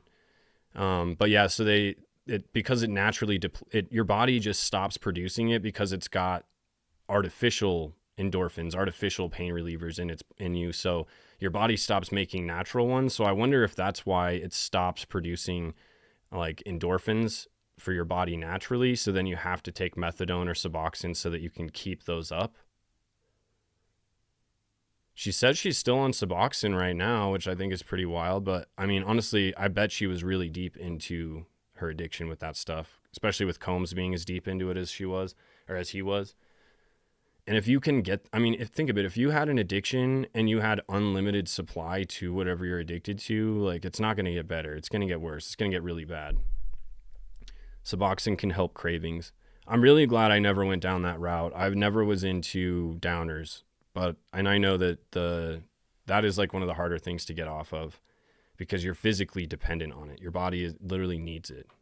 Otherwise, everything's painful. Methadone is even harder than heroin. Yeah, I believe that. That's why I've heard people literally get off of it and then they get stuck on the methadone and then they either keep on that, or if they can't keep on that with the clinics, then they eventually just go back. Yes, for real. I saw it on a very small channel here that Youthin booted off. What? YouTube booted off? Yeah, and I mean, I've definitely tried. I've done my fair share of pain pills, but I never got deep into like the blues. I certainly never tried any like Fenty pills. Good job for your ex-husband for getting off of all that stuff. It's seriously hard, and I think it really does say a lot about a person who can get off of any sort of drug, because it takes a lot. It takes a lot of honesty. It takes a lot of vulnerability. It takes a lot of like really owning your shit, and it says something about a person. The side effects are more damaging of methadone. That's funny. I got off methadone with Fenty patches. I bet the patches are like manageable though, right? So you can kind of get off those easier. I get it though. Like, I feel like there is something in the sober community where it's easy. It is helpful to use something else to get off of what you're addicted to. I used kratom. I didn't take mushrooms all the time. Mushrooms were more of like a mental reprogramming of me accepting my addiction, I guess. But the kratom definitely helped with my cravings. When I was having a craving, you can just take a little bit of kratom, and it kind of honestly mimics pain pills a little bit and how you feel. But it immediately gets rid of those cravings. And when you're having cravings like hourly because you're freshly out of your addiction issues, and I think kratom can help a lot with people who are addicted to opioids too, because that's really what it mimics. I can almost guarantee you she's not on methadone now, because if she was, can you be on that if you're pregnant? She wouldn't have precipitated withdrawals, and that is a horrendous doctor. Yeah, I would agree. I never thought about that, but yeah, can you take that while you're pregnant? I'm sure it's not good, but it's better than opioids, I'm sure. Suboxone, which contains buepinephrine and naloxone, is considered relatively safe for use during pregnancy when compared to other opioids. Oh, so it's an opioid in and of itself. It's just a safer one, I guess. Studies have shown that Suboxone is safe for use during pregnancy when taken as directed, and pregnant women who take Suboxone have a lower risk of preterm labor. Oh, so we don't have to worry about her giving birth too early because she's on Suboxone. And low birth weight compared to women who continue to use other opioids. Yeah, that makes sense. It is important to note that Suboxone is classified as a pregnancy category C drug by the FDA, meaning pregnant women should only use it if their doctor determines that the potential benefits of the drug outweighs the risks. Okay, so it's not great, but it definitely is better than taking blues every day. You can OD on subs. I didn't realize that. The only OD on subs I want is on this channel. I want us to overdose on subscribers. Let's keep it going. No, I'm just kidding. But still, that's super I can't even imagine what ODing feels like waking up completely unaware of what happened, having that near-death experience. I don't know. That's crazy. It's not pretty, man. Yeah, and see, it makes me wonder, how... What is it? Ruthaful? Hell yes. Thank you for the sub. Yeah, I think you'll enjoy the videos. There's a lot of good videos on this page or on this channel. Sorry I'm not doing a full-length video this week, you guys. I am going to try and do one next week. And I was going to do the Jim Morrison video, but there's just too much in that to also do Diddy coverage and a video. But I think Anne Hesh, just because you guys are here, I'm going to give you a little sneak preview. I think we're going to talk about Anne Hesh this week because I've gotten her out of nowhere. I've gotten requests for her before, but out of nowhere, I've gotten way more requests for Anne Hesh's story. So Have I had a near-death experience? No, I haven't. I never have. Well, maybe. Like, I've gotten blackout wasted, and I'm probably hit a BAC level that put me near death, but I was not conscious for it.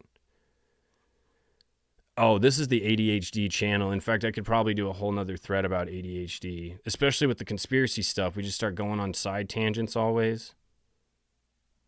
Thanks for keeping me on track, though. Thank you for reminding me, Lonnie. Hopefully, nope, they got a sidebar, objection, they're back. Okay, here we go. Did you get neurofeedback therapy? I feel like I've gotten neurofeedback therapy. There's a lady that did that where I was, the coffee shop I worked at. It is fairly interesting. I don't know if it necessarily helped, but I only did it a couple sessions. You're supposed to do it for like multiple sessions, but she said yes. And then defense says, what is it? They hook you up. They hook something up to your head and show you things, see how you react. Were you told the effects of it? The effects are supposed to help me with my trauma. Did you participate in EMDR? Emotional, what is EMDR? Yes. What does it do? Memories and processing them. Emotional memory, something, I can't remember. The idea is you recall prior traumatic memories, like for PTSD. You were being treated for PTSD? Yes. I would love to hear about ADHD. Oh, yeah, I'll definitely come back for more lives. I was honestly just nervous to go live, you guys, to be fair with you. I never had the program set up. It's just something you got to like mentally do. And I was in a grind with the videos, you guys, like going every week. As soon as I finish one, I start doing the next one.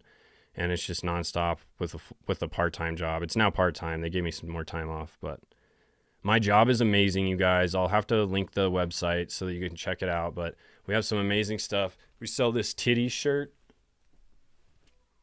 Looks like the Titleist logo. Yeah, but we make stuff. We make custom shirts. We make custom decals. They support Trump. Let me tell you guys, they support Trump. We got a flag in there that says "Tax these nuts." I love that flag. I'm going to shout them out on the channel soon because I made an agreement with them that I would. Yeah, the titty shirt, right? But yeah, I love you guys too. And I don't know, I can definitely talk. Like if Kim knows anything about me, I can talk for hours. I did this for what, 8.5 hours yesterday? Hey, that's also a life goal here too. It's for healing for sure. And me and Kim, that's what we want to do. We want to go down to South America on a vacation once we actually have some money to mess with. And you guys are helping us with that. I'll guarantee that. You guys are helping me save up for a vacation or something eventually. And, but yeah, that's one of our main goals. We want to go do an ayahuasca trip. I've watched a bunch of videos on people's experiences. It sounds really intense. It's like exciting, but also frightening. I am finally monetized. In fact, once I monetized, this thing literally exploded. Diddy is what got me monetized. That's why I felt an overwhelming sense of duty to come cover his case. Like, Diddy's been good to me, all right? Diddy's done me good. For this channel, he's what made this thing start taking off. It was all because of that pink cocaine girl that I talked about, because I just made the connection between her and Diddy, and I was like, all right, now I got to talk about Diddy stuff. South Africa? Did I say South Africa? I probably did. South America. Mr. Triple X. Thanks for catching that. We've been watching for like 4 long videos in a row. Fascinating stuff. Hell yes. I love it. And yeah, monetized. That's the hard part, like with posting videos that are monetized, but also talking about the stuff that we talk about. YouTube don't like it. And advertisers certainly don't like it, according to YouTube. Cornell was probably... So the pink Blocaine girl was my first big video, and then I did a couple of other videos that didn't do super well. The Liam Payne one was really good. That one didn't get a lot of love. But then the Aaron Carter video exploded my channel. That's what actually got me fully monetized. That's what got me over the hump. And I think it's still one of my top performing videos. And it's been a few months now it's been up, and it still is at the top of my list. But then the next one, and I knew this one would be good, but I didn't expect the amount of hype that it got. But the Chris Cornell video was definitely the next big one for me. And that is probably my second best performing video next to Aaron Carter. Who knew everybody loved Aaron Carter? Who knew people had so much interest in Aaron Carter? Chris Cornell was top notch, and especially towards the end, he was doing so much humanitarian work, him and Vicky. Here's what I want to know from you guys, because I haven't had a chance to just chat with you about it, but Chris Cornell and Vicky, do you think they were getting divorced? I've heard a lot of rumors that they were supposedly in divorce proceedings, but I couldn't find any documents or anything to prove that.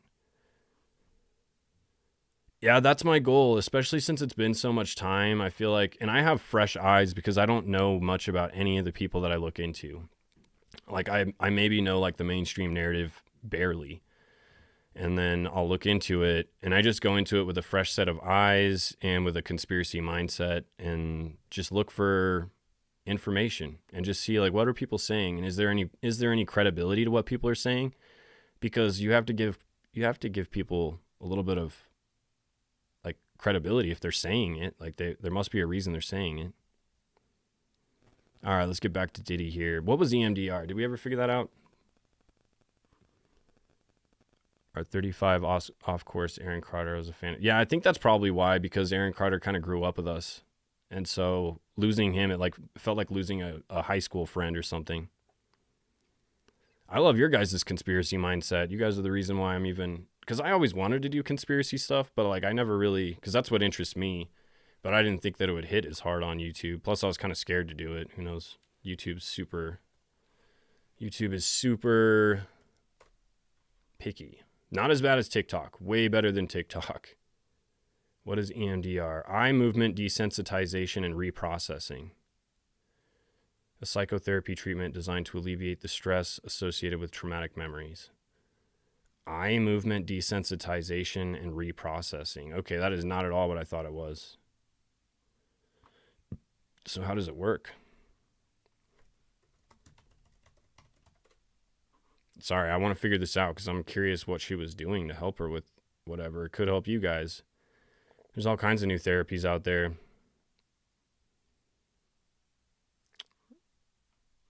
What is EMDR therapy? How does it work? This sounds like where we need to go.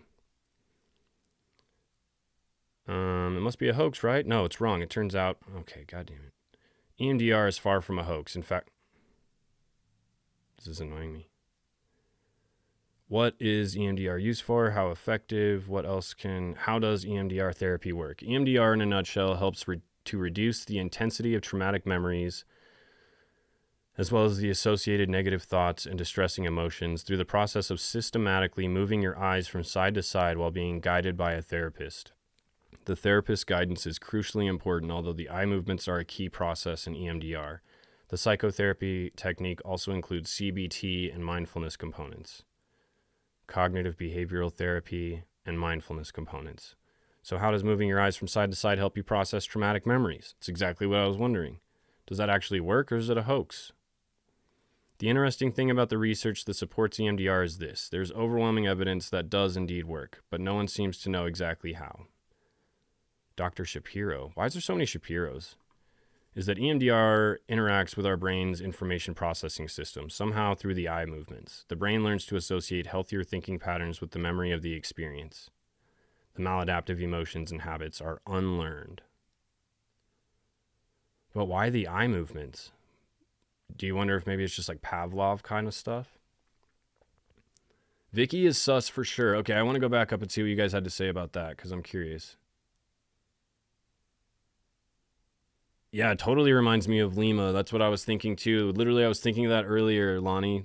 I'm glad you said that, the whole Lima thing, which is why I was so stoked that BJ shouted me out because I was like, she's freaking on an HBO special. Like, that chick is legendary. Plus, I'm a huge follower of her, but yes, and Nichols is so careful about what he says there. He didn't make the sir connection, if you know what I mean. Yeah, very true. I have to be a little careful. Courtney Love and Vicky were friends. Yeah, and I've heard that a lot. Vicky and Courtney Love were friends.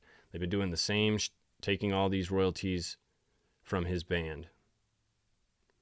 They've been in a long legal battle for 8 years. Courtney Love did the same. Yeah, they have been in a legal battle. You're right about that. I think people are interested in Aaron Carter because so many weird connections there is to him and Kanye and certain people in the music industry calling out his label. It's just too, yeah, I feel the same way with Harvey Pasternak, his ties to Diddy, his ties to Michael Jackson, because him and Michael were close, and the two of them both spoke out against Sony. You connect your left and right brain part. I try sometimes, I don't know. Creativity seems to flow in my family, even though my mom, like literally my family's as basic as you can get. Like they're pretty normal, but like me and my brother and my sister are all very creative. My sister's an art teacher. My brother's a photographer. I DJ. I do this. I'm a content creator. I've always hated all the jobs I've ever done, though. So this is like, except for the one I work at now, surprisingly, it just doesn't pay that well. Standing war wall like them in Georgia Guidestones. Let's see. What do we got here? It's said to assist because the eye movements cause the individual to have to concentrate on something other than just the emotion they feel when they're being asked about the traumatic event. Honestly, Mish Mills, good addition there. I agree with you. I think that's on point and it makes sense. And that's what definitely gives me Lima. Do I sing? No, I have a terrible voice. That's what was like the main thing worrying me going into this YouTube thing is like people always call me monotone and boring before I actually started getting some actual subscribers who appreciate me. But I was like, damn, I'm too monotone. People aren't going to want to listen to this for an hour. That's why I didn't want to go live too. I say a lot, but I realize you just got to get over that stuff. You just got to do it. So if you're thinking about starting a YouTube channel or any sort of content creation, the easiest way to do it is to just be as scared as possible and just jump right into it. That's my opinion. You have a very calming voice. Thank you. Yeah, see, I've heard that a lot. That's been super validating. Makes me feel really, really good. They done murdered all their clientele, straight up. All right, sorry, we got sidetracked with the EMDR thing, but I'm glad I learned something today. The EMDR thing is new to me. I thought I knew what it was, but I think I was thinking of CBT, cognitive behavioral therapy. Hopefully you guys learned something too. It does. I was thinking the same thing. It sounds Pavlovian, like it's like using a clicker with a dog, honeybee. Totally with you on that. Welcome back, Adair. You're like, this dude's talking about EMDR. I gotta go get some updates here. EMDR, what does it do? Memories and processing them. The idea is that you recall prior traumatic memories like PTSD. You were being treated for PTSD? Yes. I was still physically developing. You were 22? Dang, she was still only 22. Yeah, think about how you were at 22. Super immature, probably super impressionable, grooming material. I know I was. And I was really drunk all the time, so like I was easily manipulated. Women keep developing after 22, don't you think? Estavo, but you're not. Oh, that was Cassie saying that. Women keep developing after 22, don't you think? So she was saying she's still developing. Supposedly you develop till you're 25 or 26, right? But you're not this is the defense now, but you're not suggesting you were still physically developing after 22. No, I am not. Well, I think we are still technically physically developing. When I used to smoke cigs, that's what people would always say is like, you can always, like if you quit smoking cigs by the time you're 25 or 26, then your body has a better chance of resetting because you stop physically growing at 25. Yeah, see, I've heard 25, I've heard 26. How do you not to see the volume of Mercs and unaliving going on? Yeah, I know, right? Like, and in the same circles and in the same celebrity community, because, okay, like how many celebrities just pass away from natural circumstances? Like, not very many, and if they do, we barely hear about it. Love to you, love. Love that. I love all the love. You guys are awesome. Wait, what's going on with M7? Oh, I have PTSD. I was physically and sexually abused all my life. Damn, M7. Hopefully you're out of it now. And I mean, I don't want to invalidate your experience, but I know that you're 100% a stronger person for it. And you have a very unique perspective on things. Your father took his self-exited when you were 21 because he was an alcoholic. At 21, I couldn't cope. Your brain is still developing. Yeah, 100%. That happened to my ex too. Kind of the same thing, about the same age. Super wild story too, but just super tragic and sad. And he just got blackout drunk and then just one night super depressed and just ended it. Kim always worried about that with me because, I mean, alcohol is a depressant. So over time, you use it long enough, it depresses you whether you want to or not. And so she was always worried I would just get super depressed and then just do something crazy. Judge, now real break. Okay, wait.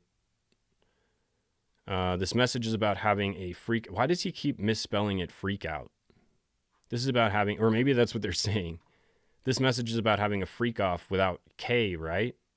And I think I talked about this yesterday. Special K definitely limits it lowers your S drive, your libido.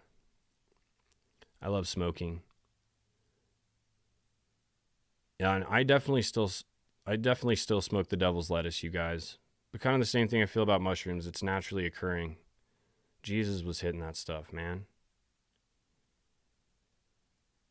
I quit drinking 3 years ago. Life been much better. Dro to mob. Way to go. Hell yeah. Yeah, ever since I quit drinking, my life has turned around 180 degrees. Like, literally. I would not be here doing any video stuff.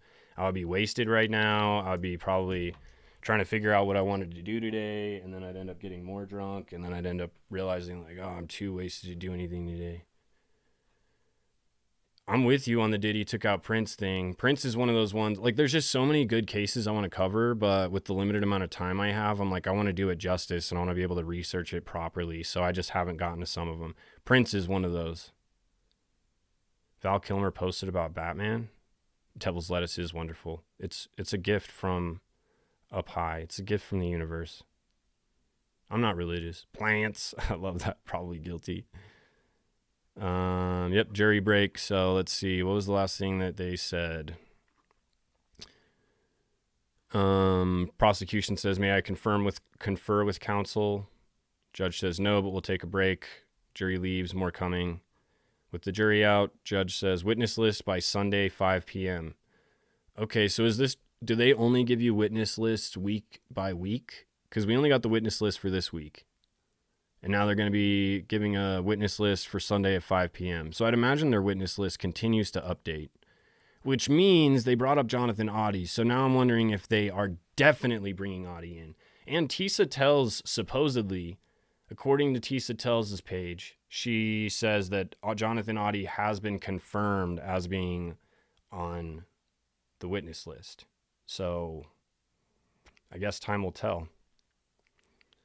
I feel like Diddy is a hired hitman for the industry. Honestly, I was feeling the same way, Time to Heal. I was feeling like Diddy, like that was his job. Like if people needed somebody taken out, they go to Diddy, and then he contacts his people, Harvey Pasternak and Corey Gamble and all these other handlers to do the bidding. Because just like Cassie said, no blood on my hands, somebody else is going to do it for me. I think so that it updates every week. Yeah, that's what I was thinking too, Adair. I didn't realize that. I thought that they had only called 4 witnesses for the entire trial, and I was starting to get a little confused. Like, that's it?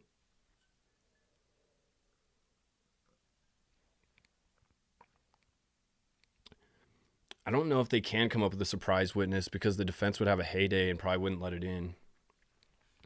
So I wonder if maybe they'll just save it for the end. They might save it for Corey Gamble definitely needs to be exposed. He's just weird.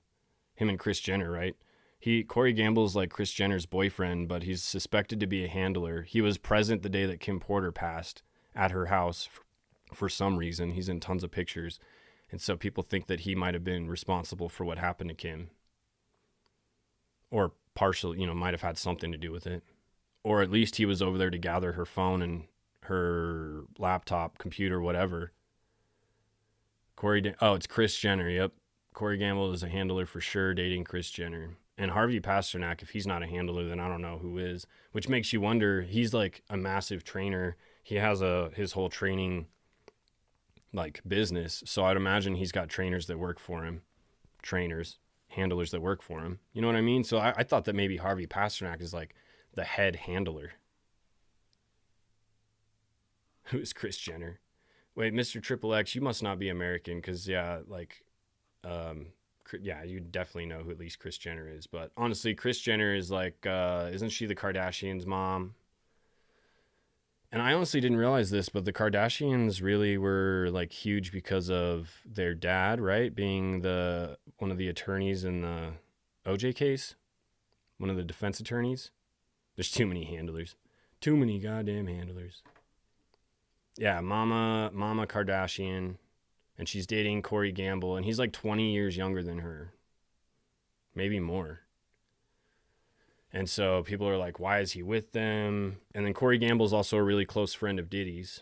And Corey Gamble worked with Scooter Braun for a while. So, yeah, that's okay, Mr. Triple X. It's not a big deal. I just assumed that was the case. But yeah, Kris Jenner is the Kardashians. I'm assuming you know who the Kardashians are at least, though, who are also super close with Diddy. So Diddy's close with the Kardashians.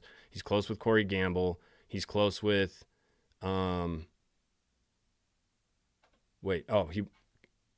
Gamble also was at the Kim Porter Merck scene. And then I feel like he was involved in one other thing that I saw. Oh, yeah, the whole Scooter Braun thing. Supposedly he worked with Scooter Braun and helped Scooter Braun kind of start up in the industry. I think he helped him get some of his bigger first clients. But there's like a weird period where you're like, wait, so he supposedly graduated at the same time as Scooter Braun, but they're not the same age. And then he ended up working for Scooter Braun for a little while. But all people who have connections to people mysteriously disappearing. And yeah, Justin Bieber, he was the one who found Justin Bieber, right? And brought him to Scooter Braun and got him his start, and then they assigned him under Usher. The K-Dash curse. What about Kutcher? Where is he in all this? I don't know. Supposedly he is not in the country anymore, right? Didn't him and why can't I remember her name? His girlfriend or wife or whatever, Mila Kunis, didn't they leave the country after they got blacklisted because they supported Danny Masterson? And now he's got this Diddy stuff tied to him. So like, not looking good for Ashton, but I don't know. I feel like people just have such a hard time believing that Ashton is capable of that kind of stuff. But at the same time, he's a very good-looking, popular dude in the entertainment world. So I'd imagine he was tied up in the same nonsense. I couldn't believe it when Danny Masterson got sent to prison. That was super traumatizing for me as a That 70s Show huge fan of that show. My basement that I'm sitting in right now, it's got a huge 70s vibe. It almost looks like the set of That 70s Show. So I don't know. I definitely love that show, and to find out that there's so much darkness behind it. The only person who seems good is the guy that played Eric. What's his name? You don't see him that much anymore. He's barely in any movies. Like Spider-Man or something was like the last thing you saw him in. I know you guys are going to know his name. What is it? His name's not Eric. What is his name? I know one of you guys isn't going to know, so I'm avoiding looking it up. Yeah, Danny was a trip for me. I was like, no way. This is real? Topher Grace, thank you. Yeah, see, I knew you guys would know. Topher Grace. See, I remember general stuff. I don't remember specifics of anything. Topher Grace. Yo, Corey, the frugal flower. I like that. We can get rid of this. Let's see what these updates say about what their descriptions talk about. What it's like inside the courtroom right now. As the jury is on short break, Sean P. Diddy, Puff Daddy, Brother Love Combs, attorneys have left the room to try and get their exhibits in order. Try and get their poop in a group. That's what it sounds like. Combs is sitting by himself at the defense table. He asked a junior member of his legal team, oh, they let him talk to a junior member? Seems risky. Of his legal team to adjust the monitor on the table so he can see the screen more clearly. Combs' sons and sister are present in the court today. Still no daughters, though. They weren't there yesterday either. Cassie Ventura is wearing a pinstripe pantsuit. There was that issue. There was all that stuff with the daughters, and maybe Justin and Christian as well. But they all got up when Cassie was like testifying about weird stuff, and they left, and then they came back, and then they like would get up and leave again. I think the daughters realized, like, until Cassie's off the stand, we probably should just not be here. Or maybe it's just not good for us to be here in general. Poop in a group, Corey the frugal flower. Yep, that's it exactly. Yeah, I know. They don't need to hear any of this. I couldn't even imagine, although they're going to hear about it eventually. It's early Kanye eps around wedding time. Kanye is literally a legend, you guys. Please tell me you've listened to the new Heil Hitler song that he made. Kanye is uncancelable, but he's red pilling pretty much everybody at this point. He's doing his best to. I still can't get over this. What is Katy Perry's natural hair color? Looks brown, huh? Looks like the same color. I don't know, you guys. I don't know, you guys.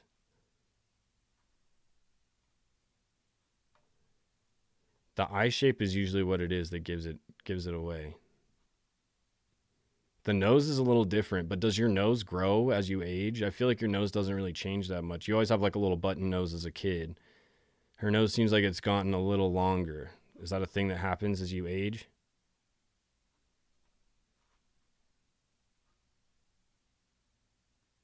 We need a picture of her looking the same way. She looks like she's got a wonky eye. Sorry, you guys, I'm fixated on this. I'm a freaking hillbilly from Western North Kakalaki. I don't really listen to rap. What do you listen to, Adair? What's your favorite artist? Do you listen to Jelly Roll? I like Jelly Roll a lot, but I'm not really a country guy. But the place I work, the American Patriot, you can imagine, our playlist during the day is nothing but country and classic rock. Red Bar covering Cousins, and then Ye retweeted it. Yes, Ye is, I'm telling you guys, Ye is going to be one of the reasons that people start to wake up and people don't give him enough credit. He literally paid for a website to make a shirt that had a swastika on it and marketed it during the Super Bowl. You guys, like, how much more legendary can you get? Kanye is he's not backing down. And if this is what he's doing already, I can only imagine what he's ramping up to do in the future. Virginia Giuffre was less than a month ago, 15 days ago, or something like that. Yep, it was not that long ago that Virginia Giuffre was taken out. If you guys haven't watched my Virginia Giuffre episode, please go watch it. Super interesting stuff, super good points made, and also very curious. I'm curious if the husband might have had something to do with it. Maybe they paid the husband to help with it. I don't know. All very strange. The Virginia Giuffre thing is so sad. And she was like a huge, huge reason that there was any activity, really, I guess, still going on, trying to push for these Epstein lists to come out. I mean, besides us, you guys, like, we're like the only ones that seem to care about the Epstein list. Only now is it even starting to get mentioned again. People are like, I'm starting to remind you of the Epstein lists with the Diddy lists not coming out. But nobody's really giving any sort of F's about it. Definitely voted off the island. The tribe has spoken. Survivor was such a good show.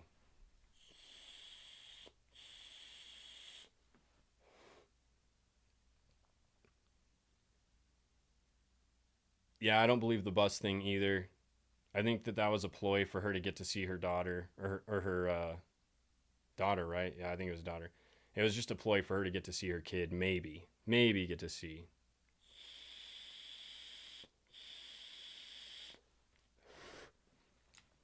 If and when this list comes out, I'm hoping that it's a when situation, not an if situation.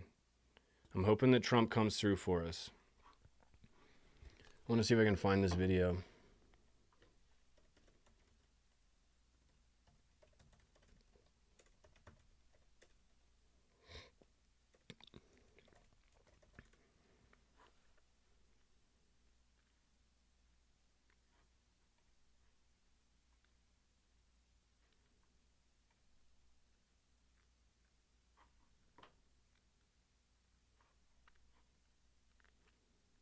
Of course.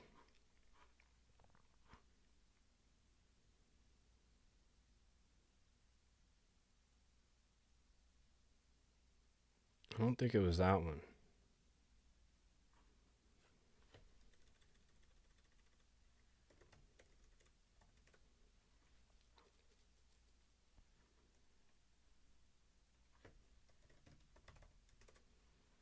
I watched this video the other day. It was super interesting to see Trump talking about it, but I can't find the one that I saw. I feel like it's this one. I really do.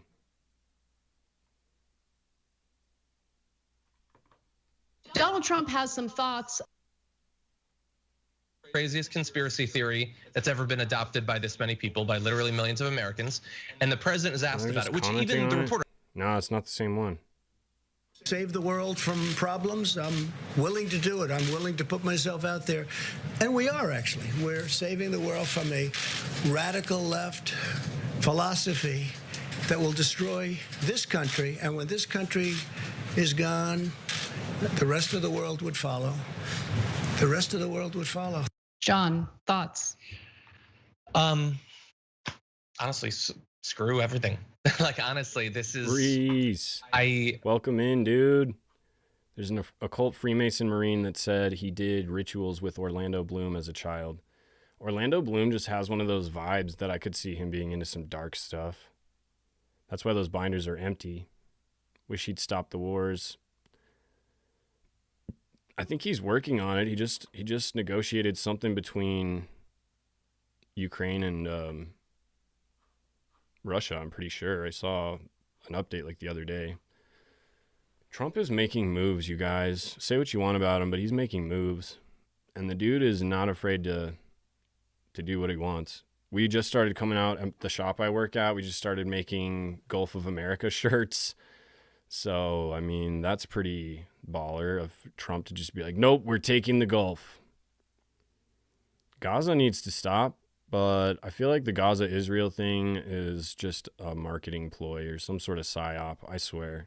That's what I feel like.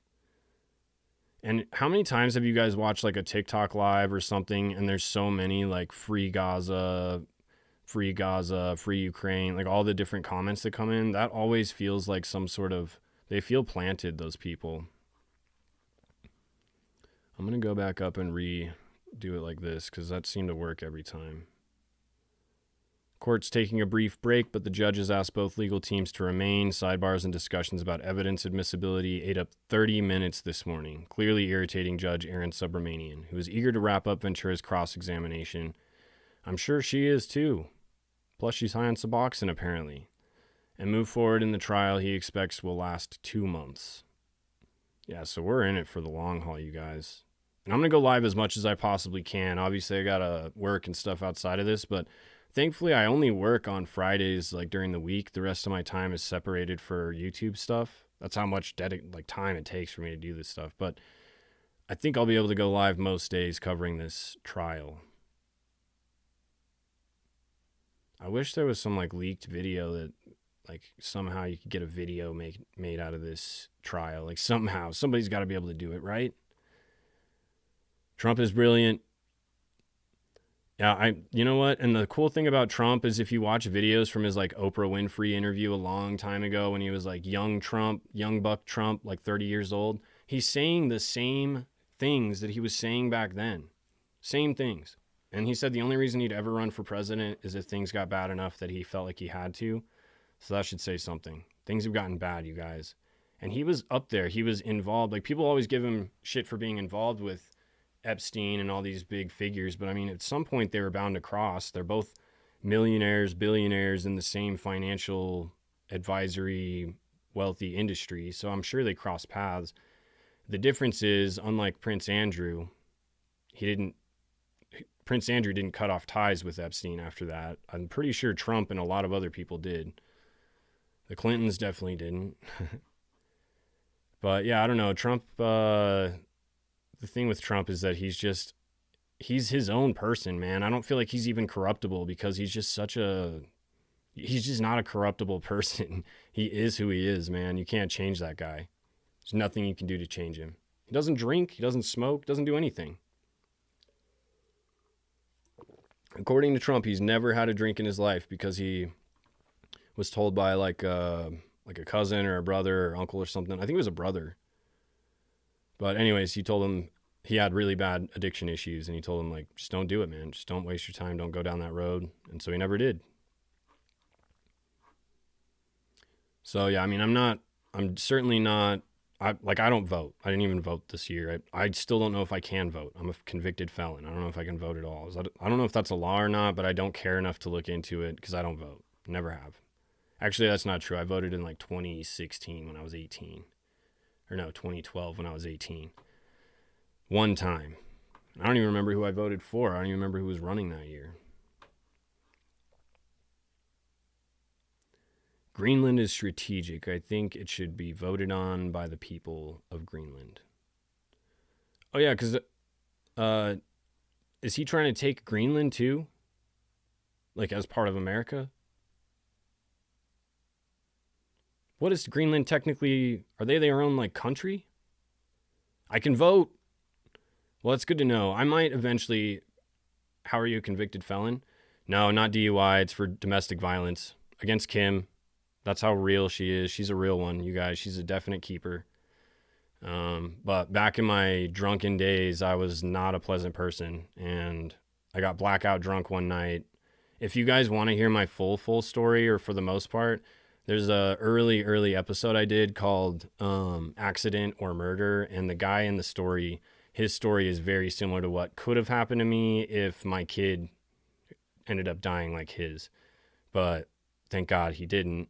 And yeah, I ended up going to jail for domestic violence because I freaked out. I was blacked out, and like Kim came home and I realized like I wasn't taking care of my kid because I was blacked out and passed out. And then she immediately thought that something was wrong with him because he wasn't waking up. But really what happened was he didn't eat because I didn't feed him when he needed to be fed, because he wasn't taking the bottle when I tried to feed him. And so I just gave up because I was too drunk, didn't care. And then I put him down to sleep because I thought maybe he just needed to sleep. And then he cried himself to sleep. So I think he was exhausted from crying himself to sleep. And when Kim came home, she immediately called the EMTs and called 911. And anytime they hear arguing in the background, or anytime there's a child involved, they send police as well. And so the police came, and I opened the door and I was like, oh, great. The fucking cops are here. Yo, what are you guys going to do? And I had no shirt on. And then first thing they did was they just ripped me out of the front door and slammed me into the ground really hard. And they threw cuffs on me, and they were super tight. I'll never forget how tight they were. I couldn't feel my hand for like 6 hours because I was in cuffs that long. But I deserved every bit of it because Kim and I were fighting. I was like throwing stuff at her. I was trying to keep her from taking Bodhi, and so I pushed her down into the chair. And then I had fallen onto her, and I like had put my hands on her to get back up, and then I pushed her to keep her down. So not proud moments, you guys. Not proud moments at all. But that was the catalyst for me realizing that my addiction issues had taken over and I needed help. So 3 days in jail, and then couldn't see Kim for like 3 months, or Bodhi. So it was a rough period in my life. But then because I had a chance to like get that off my record and do all my classes and all that, which I did, but then I relapsed when Kim and I like split up again a couple years later, and relapsed, and then got the DUI sleeping in my car. And then because I got a new charge, hey, thank you for the super chat, Nalini? Is that how you say it? Sober sister here. Let me pin this real quick. Sorry, I'm really slow. Oh wait, I can't pin it with the H. Sober sister here. ODAT. Thank you. I don't know what ODAT means. Sorry. Thank you for what you do. Curious if you do a video on Orlando Brown. Also, don't forget allegedly, in my opinion. Much love. Allegedly for sure.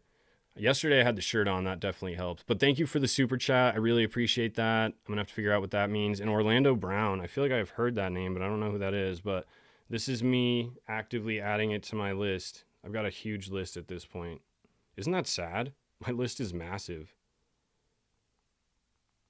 That was probably my biggest concern going into this thing was I won't have enough stories to cover. How am I going to find topic ideas? It's not been a challenge at all. It's not been a challenge even a little bit. And yeah, it's a crazy story, but Kim is a real one. We went through a bunch of court stuff. We went through a really dark period where we weren't together and fought with each other over custody. But then after moving on from each other, we both realized like, this isn't what we want. We want each other. It's just my addiction got in the way. And so as like a understanding, like as long as I stay sober, then things are good. And then I realized like, well, why can't I stay sober? And it's because I was always bored. I wasn't doing anything with my life. And so I started getting hobbies. I started hiking, started taking care of my dog, training my dog. Dog is a huge thing. If you want to get sober, a dog, a puppy is a really good thing for you to do. Like it'll give you so much to focus on. And also it releases endorphins and oxytocin when you like snuggle on your pet, and it also helps you retrain your brain to be more comfortable with situations like it's like central nervous system training to help you stay calm in situations where you usually aren't. And yeah, I mean, it's a dark period of my life, but I'm literally honestly happy that it happened, because if it didn't, I wouldn't be where I am now. I wouldn't have made the changes I needed to make. So definitely sucked. I'm not going to lie. It definitely sucked. And then getting charged with the felony, that's why I was like, well, I got to find a job that doesn't require me to actually, because I got fired from my job. So I was like, well, I guess I got to find a job that will hire a felon. Oh, M7, another $20. You were literally my favorite. For you and us making Freak Off a verb. Thank you for all you do. Yeah, it's Freaking Off Fridays, and that's what we're doing today, you guys. We are freaking off. You guys coming to the Freak Off Fish Friday? Freak Off Fish Friday? Yeah, they're definitely back for sure. We got their back. Combs is a Stavo. Mr. Combs wrote, "You're so predictable. You said you were going to tell him and you didn't want to do freak out." See, freak outs. It's not freak outs. It's freak offs. We're freaking off. You didn't want to do freak offs anymore, but you didn't say it, did you? Cassie says, I did not. See, it does make it seem, it's definitely making it seem like she was complicit in all this and she only tried to money grab after they broke up. Cassie says, I did not. Estavo, here, you were suggesting freak offs with a girl. So they only ever hired guys to do the freak offs, like male escorts, at least at first. Seriously, thank you so much again, M7, for the super chat. Thank you so much. I think it was what, Nalini, anybody that super chatted. Seriously, thank you guys. I'm just thinking about that. You guys are amazing. You say you found a photo of Mr. Combs with Gina while you were staying with your parents in Connecticut, right? Yes. You decided to break up with him, and he didn't threaten you, but suggested couples counseling? Cassie says, I don't know. I don't think he did suggest couples. Well, maybe he did.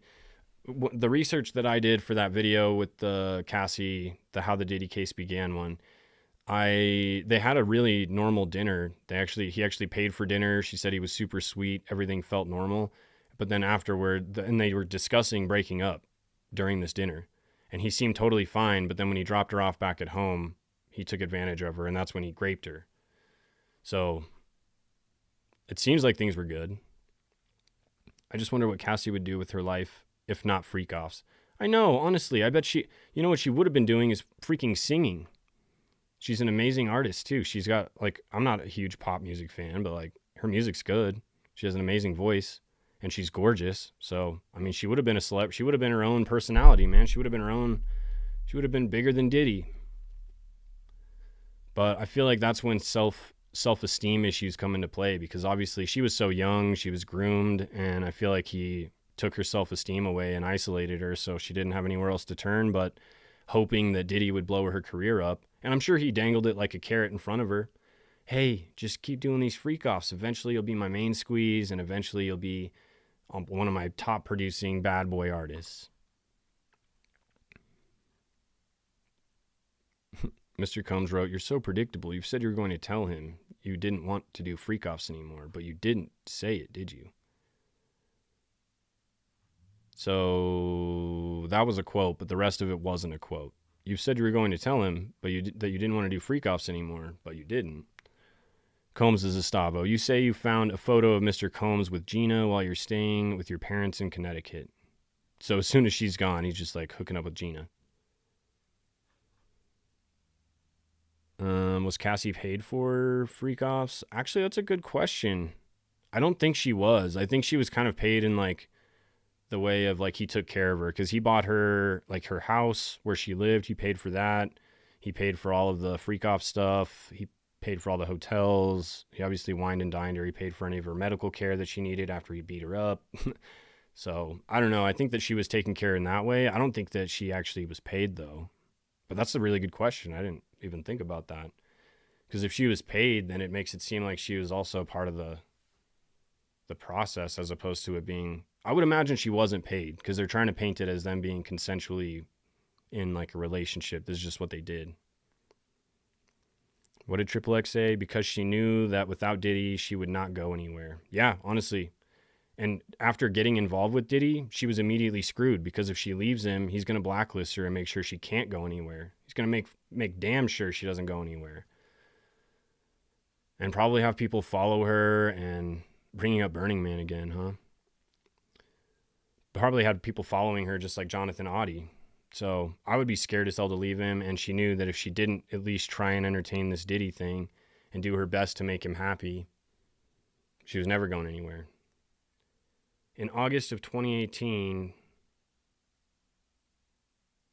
you called it a closure conversation. Mr. Combs was inviting you to Burning Man, right? Let's go to couples counseling and then let's hit Burning Man. She says, yes. I'll read Mr. Combs. You have anger. Cassie wrote, my family knows I am not running around telling our business.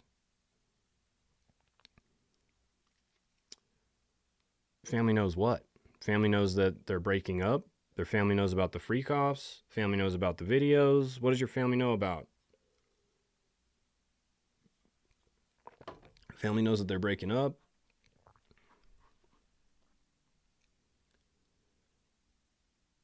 That's why they want you to believe and trust, but in reality, there are lots of people you can still trust. People like you and me, for example. That's the thing, is that all of this being so publicized and being so in our faces, and with us constantly looking at all these stories, evil exists out there, you guys, but it's in the shadows. Like it's in the underbellies of things. You're not always gonna see it.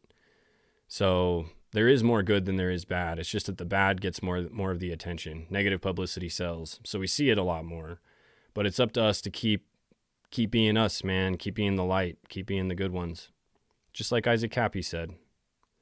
We have returned to court, and they're picking up with an exchange of text messages between Sean, P. Diddy, Puff Daddy, Brother Love Combs, and Cassie Ventura from 2010.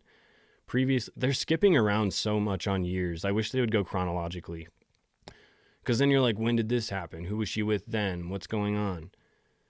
Previously on direct, Cassie testified that in the text messages, she wanted to tell Combs that she did not want to participate in the freak-offs, but was afraid he would be upset. The defense is bringing up text messages from around the period when Ventura asked to have a freak-off with a girl. They are most likely hoping to paint her as complicit in organizing freak-offs and not coerced. Note these messages are on a BlackBerry phone. Why do they keep bringing that up? Why is that an important note? Cappy for sure. Yes, thank you for recognizing that. Cappy's a hero. He's definitely a hero. Isaac Cappy, man. So wild, that story. Truly crazy. And the Tom Hanks part. If you guys haven't seen my Cappy episode, I think that's truly one of my better... That was one of the first times I feel like I got some good, deep, dark information that I hadn't seen anywhere else. And being three holes punched. Yeah. Going to have to take yesterday and today to put the timeline. Yeah, I know, right? Maybe there is like a timeline. I bet there is.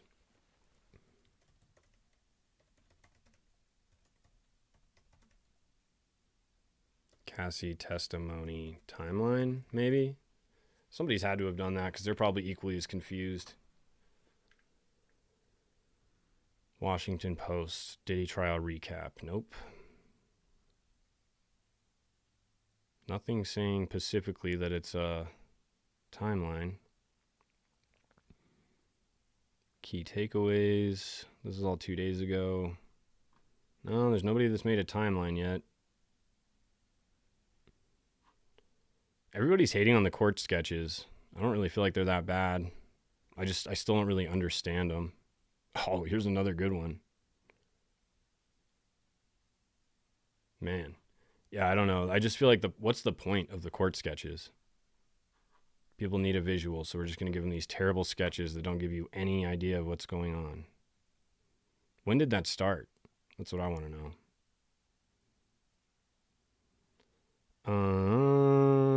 Called it a closure conversation. Going to go to Burning Man. Her family knows. She's not running around telling their business. Cassie, I wrote, I don't need you to be taking take of Kim and Gina.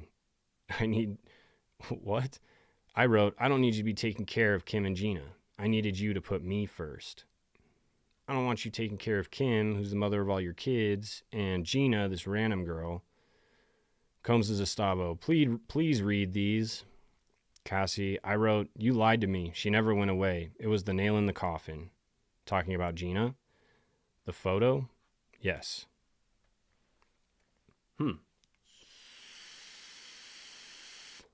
Robert, I was just thinking about you. I was in my own head laughing about the Pacific Ocean yet again. Like, that still cracks me up. And so I was wondering if you were in here. So I'm glad you're in here, Robert. Pacific Ocean t-shirts coming soon.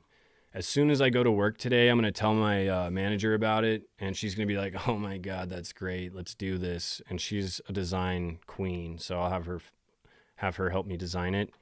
And I'm still trying to figure out how to use my t-shirt shop, to like the place I work, to create the shirts that I make, because then I can still do it like drop shipping. So you guys can just order it and get whatever color, whatever, anything. I saw Cappy's early lives. They were so telling. I'm so sad, you guys. The only reason I even know about Isaac Cappy is because of one of you guys commenting. I can't remember who it was. It was one of my very early supporters.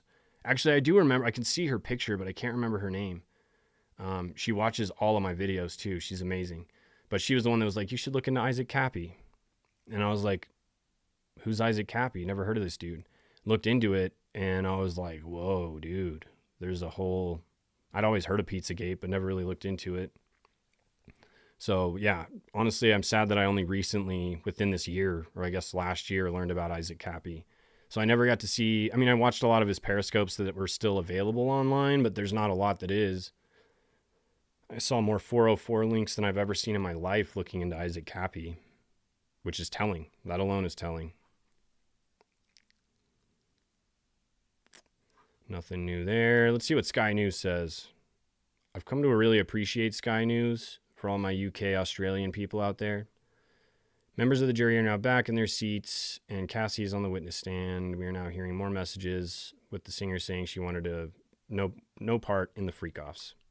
No more Saturdays. No more freaking off. I'm done. I'm not freaking off anymore. You should look into Pizzagate. Yeah, honestly, the Fall of the Cabal documentary does a really good dive into Pizzagate and talks a lot about some of the satanic, creepy child artwork that's in the basement. And all of the mainstream reports deny that there is a basement.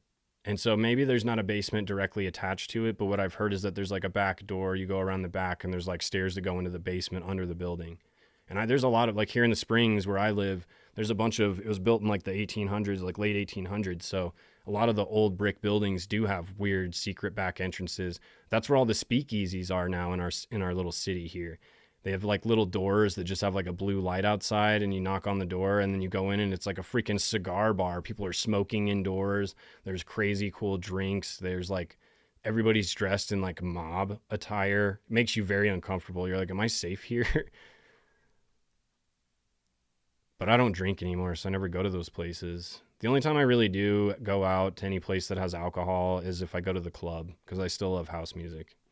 And that was probably the one thing that scared me the most getting sober, is like, how am I going to be able to go out and enjoy concerts and like going to the club? I love going to the club.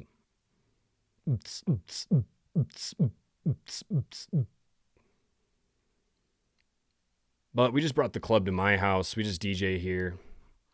Sorry, let's see. Biltmore Estate. Yes, Biltmore. Somebody worked there. One of the stories I talked about, somebody worked there. Who was it? Who was it? Because I can see the picture of it. It's super crazy. It's in North Carolina, right? Well, yeah, that's where you're at, Adair. Who was it that I was talking about that worked at the Biltmore? See, this is what I mean, you guys. I remember generally half of what I need to remember, but I don't remember any specifics.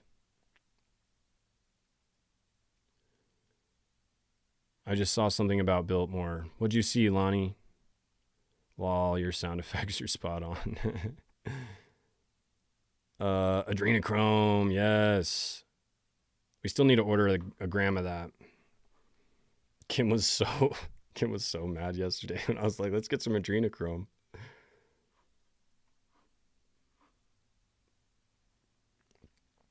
Yeah, and honestly, that's so true.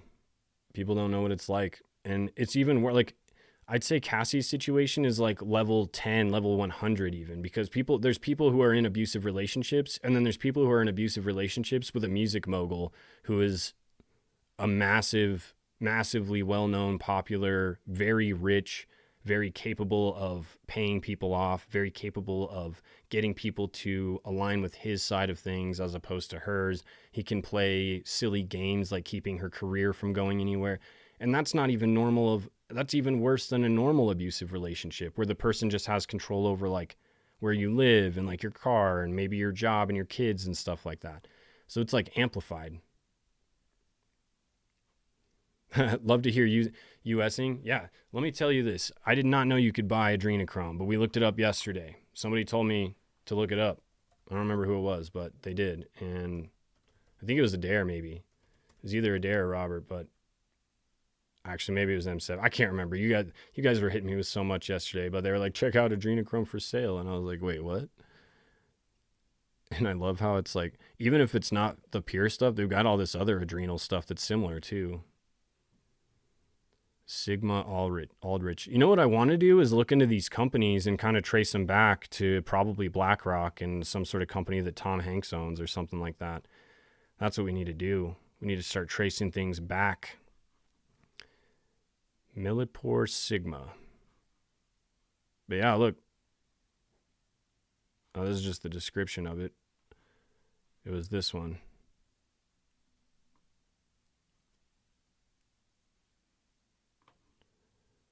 Well, I honestly don't know how they truly make it, like, because they've obviously got a production way to make it, but I don't know exactly what they're using to make this stuff. They're obviously getting it from, it has to be from somebody who is freshly no longer with us or is currently with us, right? Yeah, look, you can order grams of it, milligrams. This is no joke. What do they say the applicable uses are for it? They don't. Purity, 98% pure. Can you make it synthetically? I guess we'd have to go to this other one. Comes as a powder. Let me get a bag of that. Color red to brown. What?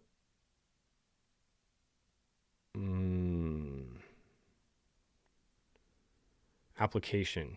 Used to study the effect of adrenochrome on the coronary artery constriction in the rat heart. Coronary artery constriction? That doesn't sound like a good thing. It's an oxidation product of adrenaline. It has been implicated in cardiotoxicity. It is short-lived.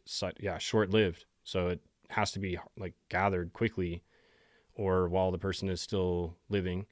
Cytotoxic molecule and is part of the leukocyte response used to kill bacteria. Adrenochrome is also suggested to exhibit, we looked this up, psychotomimetic effects, meaning it mimics psychosis. It makes you go into psychosis. It is used to determine superoxide dimutase activity.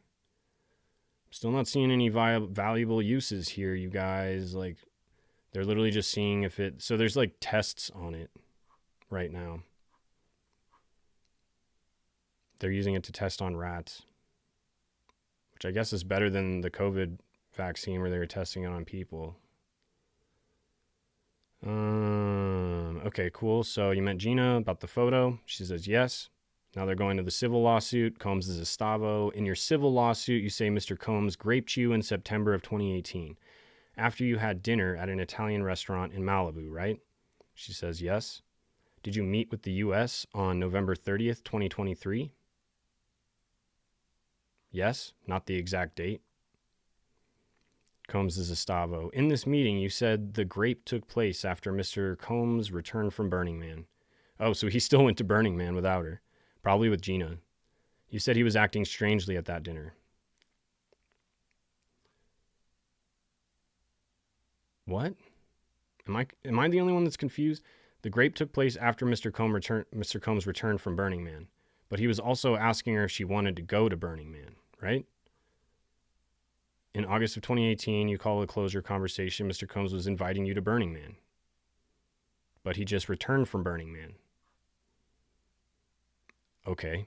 You said he was acting strangely at that dinner. Cassie says, I don't remember exactly that word. Did you... That's a weird... What? Estavo, did you meet the U.S. on April 8th, 2025?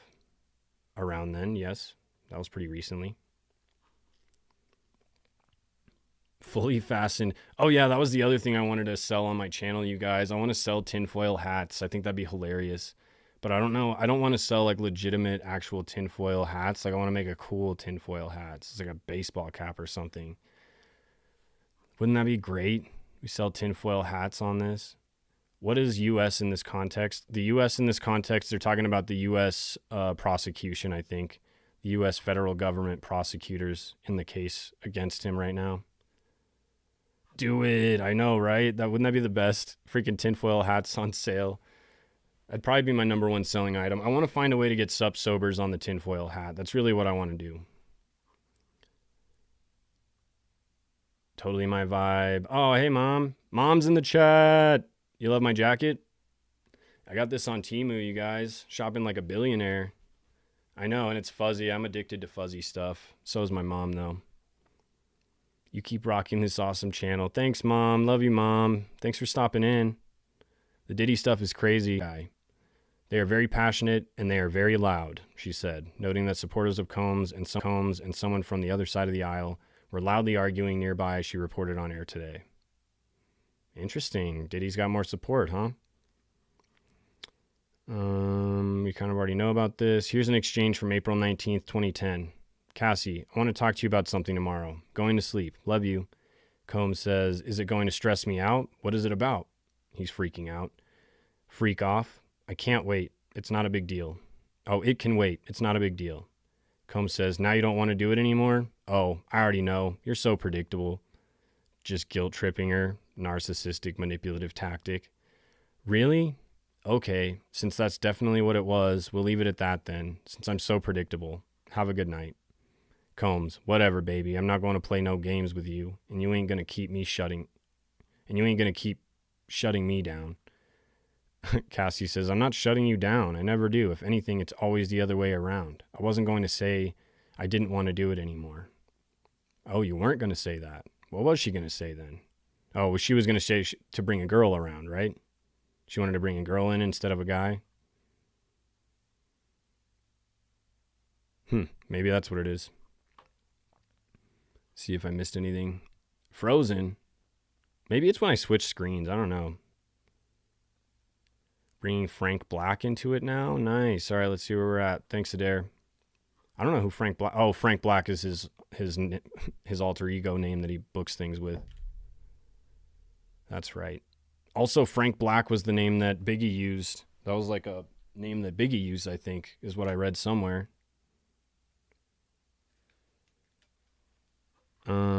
Let's see. What'd you guys say? If you never had to bury loved ones because of their abuse situation, you have no idea how paralyzing fear of an intimate partner, violence, and death is. Yeah, that's very true. And I have no ability. In fact, I've been on the other side of it. I'm a convicted abuser, so reformed but convicted.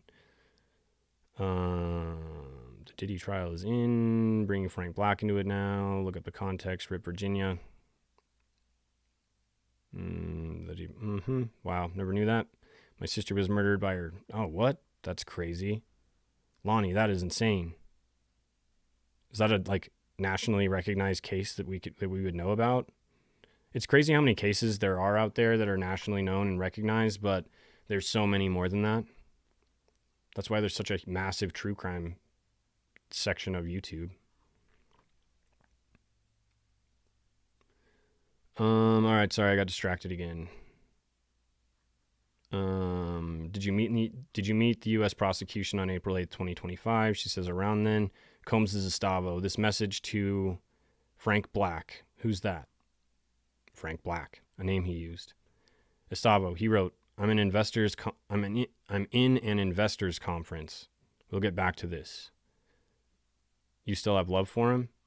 Cassie says, I have love for the past and what it was. Has love for the past. But investors conference. Sure. Investing in what? Probably insider trading. Just like freaking Mr. Beast. Adair, go outside, get some fresh air. I think we could all use a little bit of that. Yesterday I walked out to go get my kid from school and I was like, oh God, the sun. But I also keep my basement hella dark for no reason. I'm going to make this a little bigger, so it's probably going to freeze. Tell me if it freezes. Love for the past? She said that now? Yeah, I know, right? Well, and she says love for the past, but I think yesterday she was saying that she did love him, like, even through all this. So that's what I mean, this whole timeline thing. You're like, when are we talking about? Here, I'll leave these up so you can read them if you want. Message to Facebook? Who's that? Oh, Frank Black. My bad. I'm still really confused about this freaking Burning Man stuff. How was Diddy at Burning Man, returning from Burning Man, then also inviting her to Burning Man? Was it because he's like, he just flew into Burning Man for a bit, then flew out, went to dinner, he's going to fly back? They aren't doing a very good job making her look like a victim. Yeah, 100% agree with that, you so random. Disgusting family. Is it just demon possession from all this grooming, or what is going on? Yeah, I kind of am curious. Diddy's mom groomed him. Yeah, everybody's talking about Janice. And that's a good point. I wonder what the deal is with Janice. Diddy's story is kind of interesting. His upbringing and like how he became Diddy, how he became Puff. He became Puff Daddy because he used to get super pissed and he would like huff and puff around. And so people would be like, oh, little Puff, little Puffy. And so that's how he became Puff Daddy. But then he got bullied a lot because he was kind of like the pretty boy. He grew up, I think, like pretty wealthy. He dressed really well. He was not gangsta, but he hung out with all the gangstas.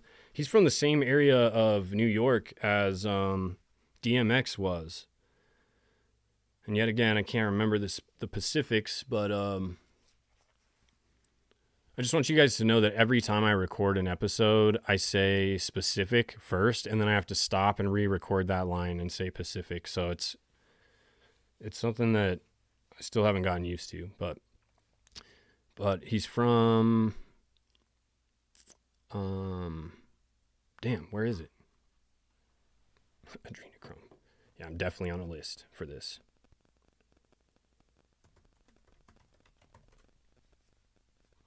Yonkers? No, it's not Yonkers.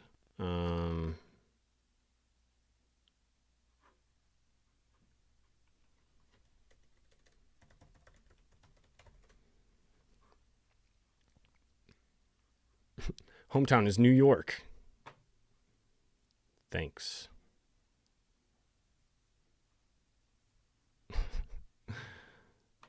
Literally, I see this stuff. Mount Vernon, there it is. Mount Vernon, New York.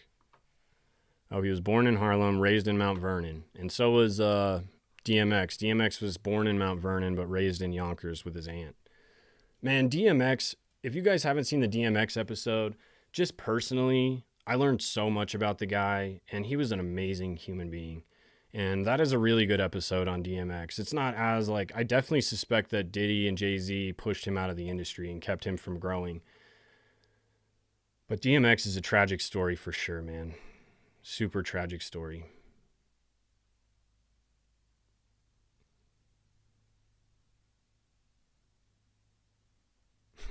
Did he or did he not? I don't know. Nothing new. Let's go back to Sky News.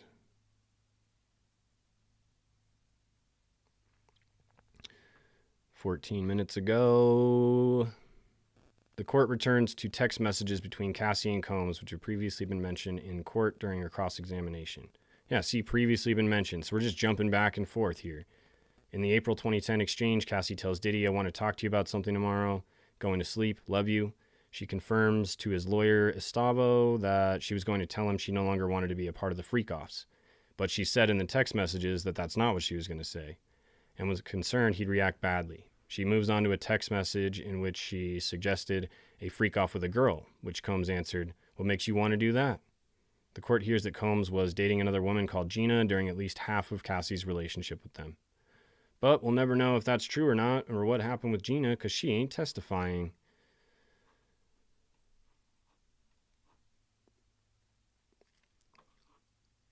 I know, I feel so bad for DMX too. Literally, he is amazing. Prayers to him. The fact that he always did a prayer on every album, and he always did a prayer at every show, and like And I'm not religious, but I still think it's really cool that he did that. He maintained his Christian roots all the way up until the end. Even while he was hitting that crack pipe, he still maintained his Christian roots.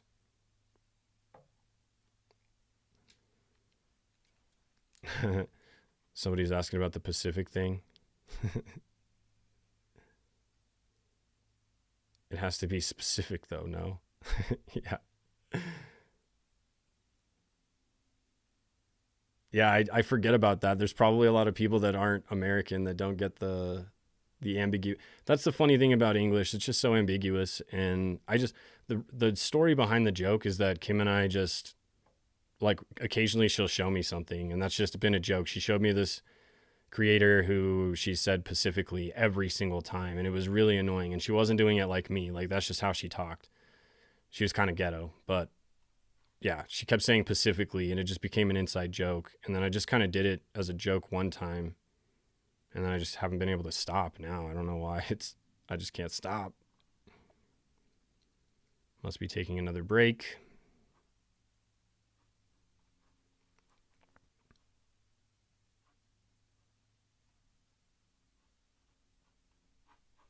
I already did that one.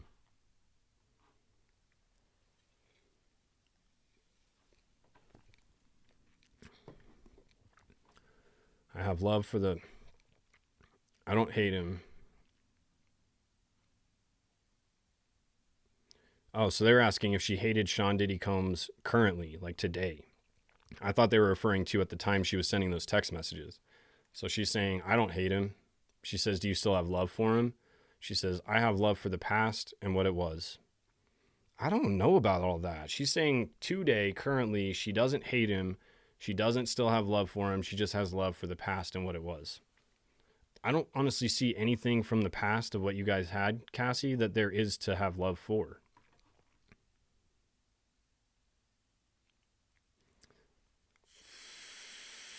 Specifically while freaking off. Oh, man, that's so funny. Definitely need to get a freaking off t-shirt. Freak Off Fridays t-shirt. See, this is the trouble working at a t-shirt print shop is that everything can be made into a t-shirt. We get so many good ideas. You just read the last update. Yeah, I know that was the last update, but I guess I read it wrong when I read it on Inner City Press's updates. I was reading it as like she was talking about how she felt about if she loved him during these text messages or like when she was breaking up with him or something. But no, she's saying currently today. Yeah, see, we'll get back to this. You still have love for him? So the way that Inner City Press wrote it out didn't make it seem like it was like, do you still currently now today have love for this defendant? So I guess I read it a little differently on here. Let's see what Washington Post says. Oh, another sidebar. Adair, is there somewhere else I should be checking for updates? I feel like I'm missing. Or you're probably following BJ too, huh? BJ's got it going on. If you guys don't follow BJ Investigates, definitely follow her. She's an amazing, amazing creator. She's got a really good perspective. She's hilarious, in my opinion. Okay, love you, Mina. Bye.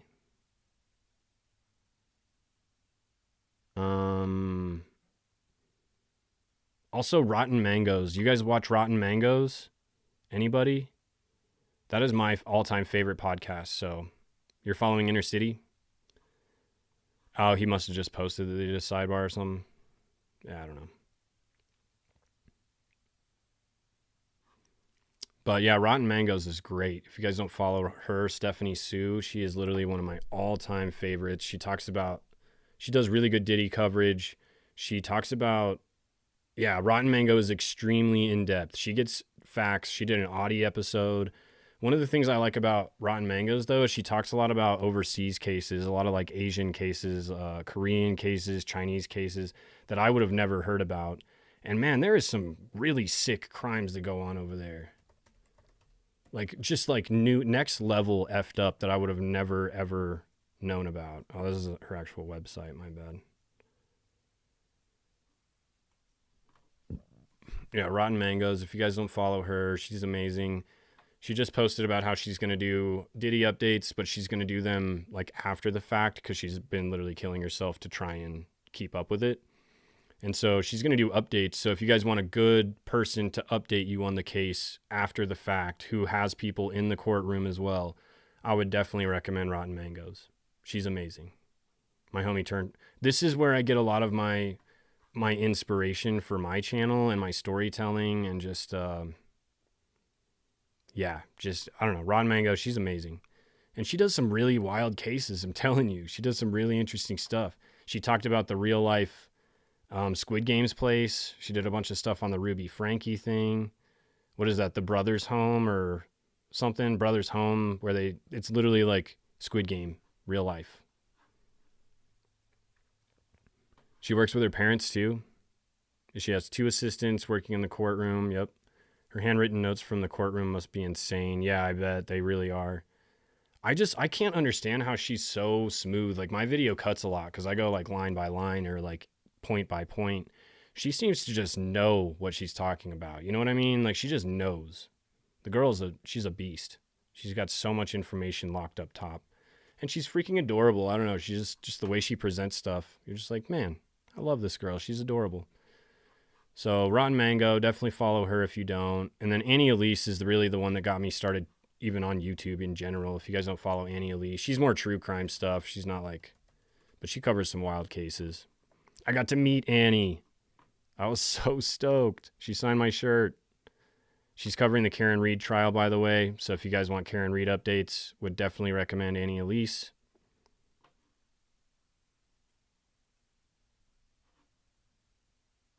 What? Tisa, I'm hit and miss with Tisa too. You guys follow Mims? Mims is Mims is Make It Make Sense. Mims gives really good updates. He's also in the courtroom. Very similar vibe to Tisa, but he's way less ADHD. And his intros are always hilarious. Yeah, she reads to the camera so effortlessly. I totally agree. Yeah, Tisa's been kind of driving me nuts lately, and I appreciate that she shouts out every single super chat, and I'm sure the people that give the super chats appreciate that too. But it's like, she'll be like, okay, let's talk about this. Okay, listen. And then she'll be like, thank you for the super chat. And then she'll do that for like 10 minutes. And then you're like, okay, we were still talking about the same thing. She's more ADHD than me. Jan said, for real, for real. Kendall Ray is amazing. Kendall Ray is awesome. What she does for victims and her in-depth stories and the way she does them like documentary style. She's getting legit. Mile Higher podcast, I follow them too. Lights Out podcast, I don't think I follow them. I do follow Mile Higher. I don't like the podcast vibe as much with Mile Higher, where it's like the 2 people like back and forthing about it. It feels very scripted. Obviously, because my channel's like that, but it's like, I like the storytelling piece of it. After yet another sidebar, sorry, we're getting back into the case here, you guys. Combs Estavo, you wrote, I didn't mean to be a beep. I just don't get the time. Like, I don't get time from you. He writes, just need you to be positive, correct? HIB positive? No, I'm just kidding. Ventura says, yes. Estavo, DX1309. This is about a yoga instructor. Jeez. Who's this yoga instructor? Yep. Combs Estavo, what did you write? She says, I wrote I've stopped even caring. But you did care. Yeah. So he said, you could date other people. Let's just talk about it, correct? She says, yes. So her yoga instructor is also part-time her therapist, it sounds like.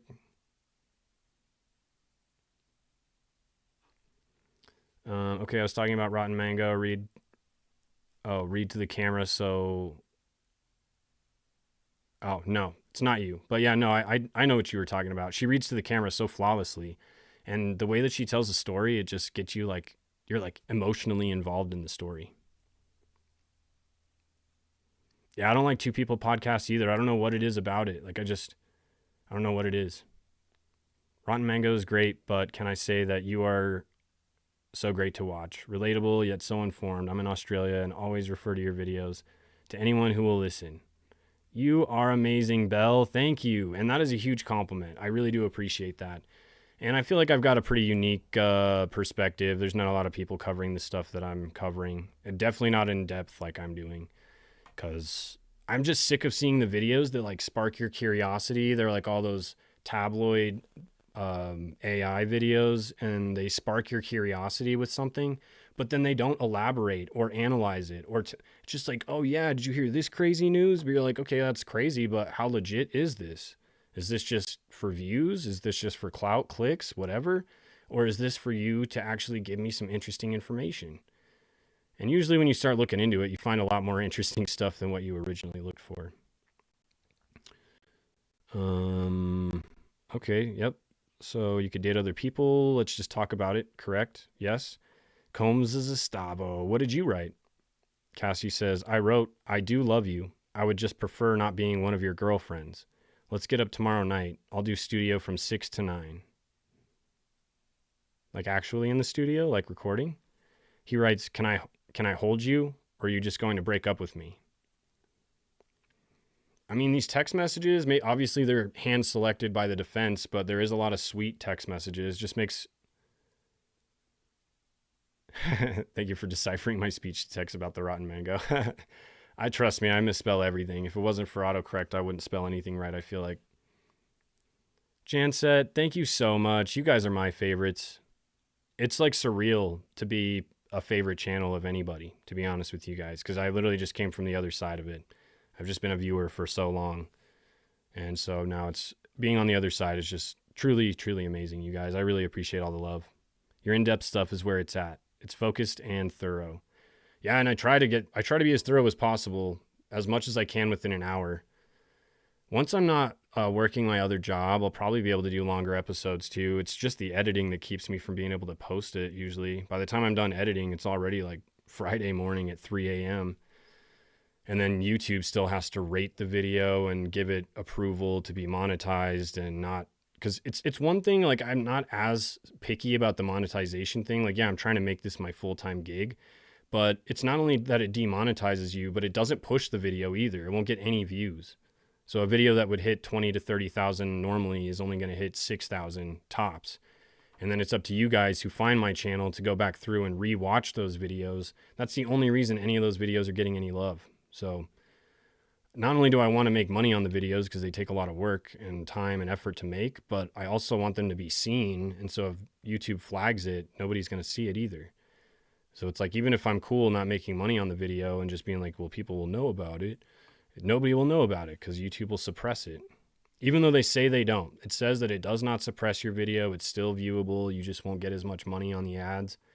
That's not true. All of my videos that have been flagged have gotten no views. Yeah, you guys are in the first 100K of subs. You guys got here first. You guys definitely got here first. DJP is DJ Petrovsky. That's my, like, when I was in high school, my friends used to call me Nikolai Petrovsky, at least a couple of them. So then when I started DJing, I was like, maybe I'll just be DJ Petrovsky. Yeah, you're probably right. Love to hear. I believe that I'm shadow banned. In fact, I'm surprised I've gotten any traction at all. It's because of you guys. It's because the people speak. She didn't want to be just one of his girlfriends, and I wouldn't either. I wouldn't want to just be one of the girls.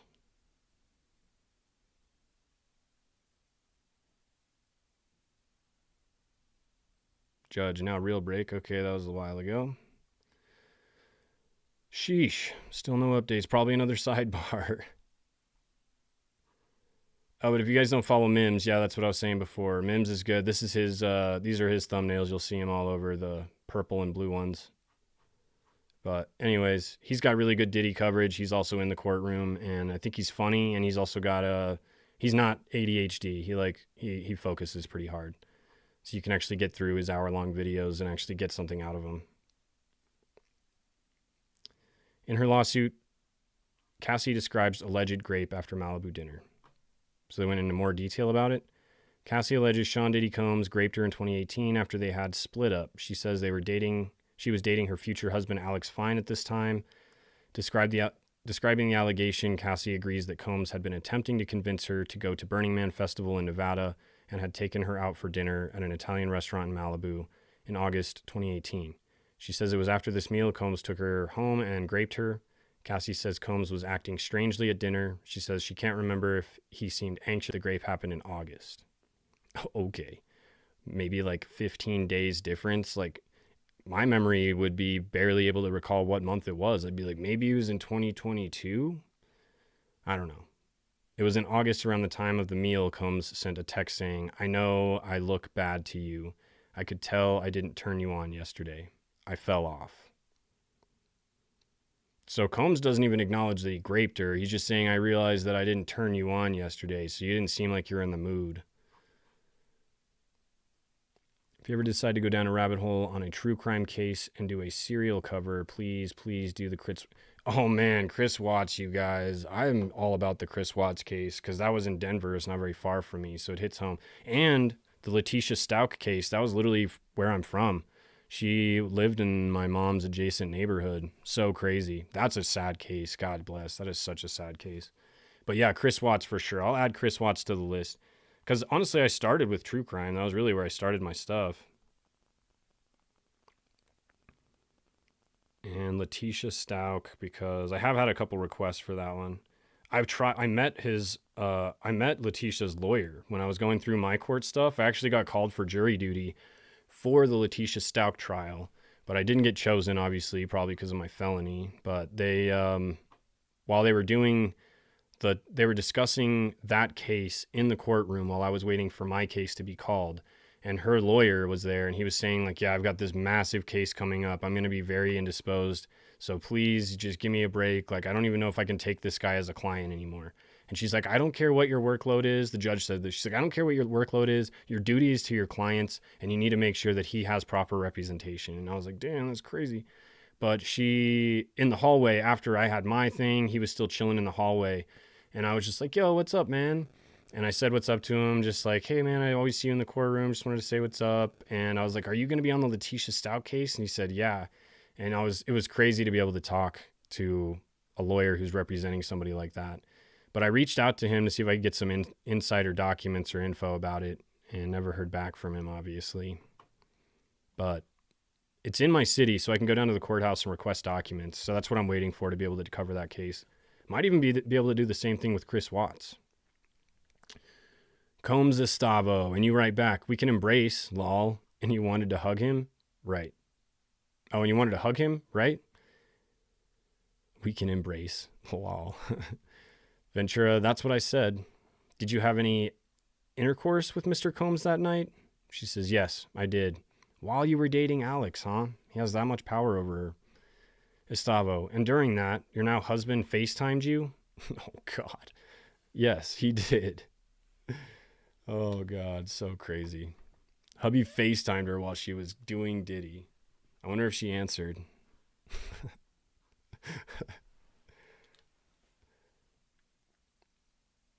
Yes, agreed. Please don't self-exit, no matter what. State it clearly on your pages. Once a year, if need be. And once a quarter. Because Virginia G did the same thing. Yeah, and everybody's still questioning it because they're like, well, 6 years passed. And like, yeah, that's valid. But also, she wouldn't have posted that and continued to fight if she wasn't truly feeling that way.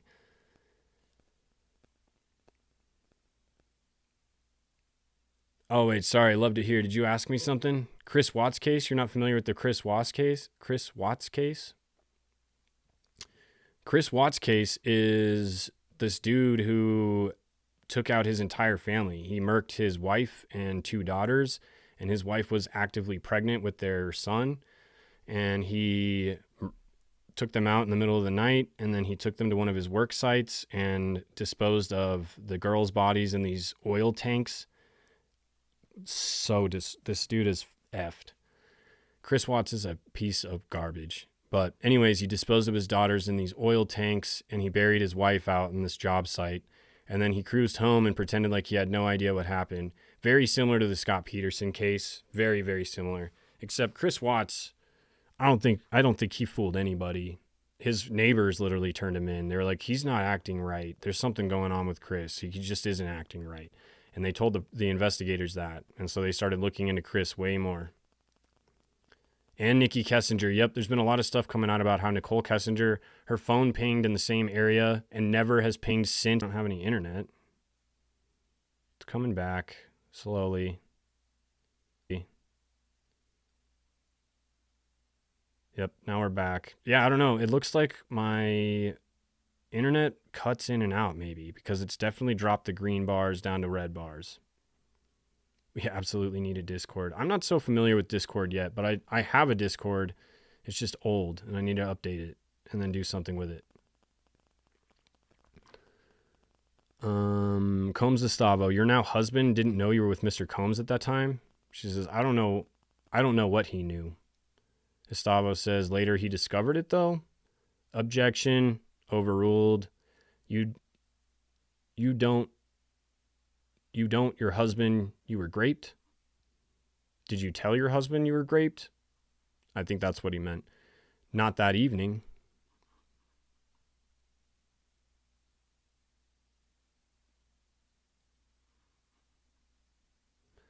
All right, you guys, I probably got a couple more and then I got to go. I got to get the kid to school and I'm going to go to work.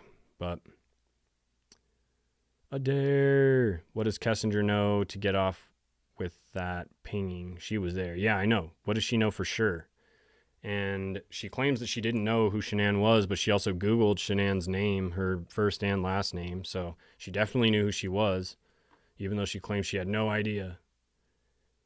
I do have a Discord. It's called Sober Sector Sam. This is back in my TikTok days. I started it because I followed a couple guys they were like, you need to do a Discord. Let me see what it is. I'll have to update it though so that it actually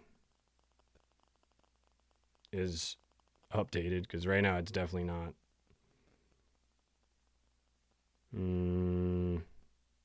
What's it called? Oh, it's just called The Sober Sector.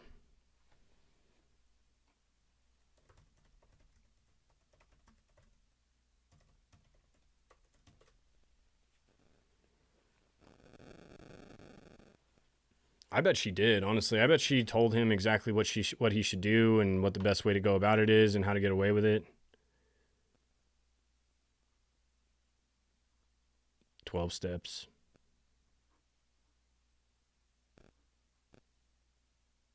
Yeah, thank you guys for spending time with me. I'm going to figure this out, love to hear, because there's got to be a reason why you can't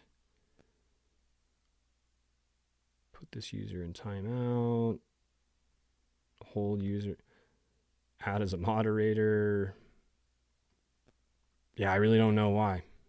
But I'm definitely going to figure it out. I'm going to see if maybe I have a setting checked on my thing that is keeping me from, like, keeping certain people from doing it. Or maybe, you know what it is? Certain videos are, like, restricted in certain areas because of the content. And so that might be a part of it. I'm not really sure, though. Dating a yoga instructor. Rumors she'd heard about him dating his yoga instructor. Oh, wait, so it was Diddy that was talking to the yoga instructor? I swear, these these messages are so hard to follow. Cassie texted, I hear you're dating. I didn't know. Combs denied it, saying, I'm not dating. Dating who? I'm not dating. I'm not dating. Dating who? I'm not dating. I'm not dating at all. What a weird response. Sounds like he is dating. Cassie responded, maybe you've been going on dates all along. I actually need to stop even caring.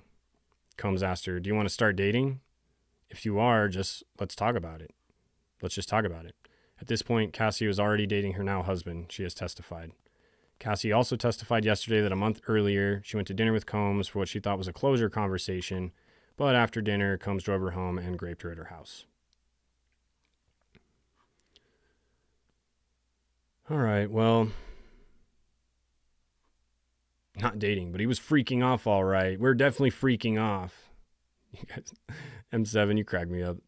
Definitely freaking off at work today. I'm going to go in and be like, yo, sorry, I've been freaking off all day at work, boss, but it's Freak Off Friday. Okay, well, that's where we're at anyways. Probably another sidebar anyways. Discord is saying I need a link.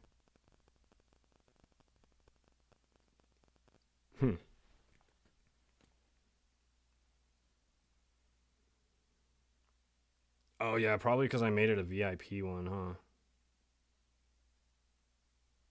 Channel settings. I'm definitely going to figure out this Discord thing, and then I'll add it to my link tree. like I said, I haven't looked at my Discord since I was on TikTok. That was like over a year ago. So I'll have to get it set up and figured out, and then I'll make sure that you guys know about it.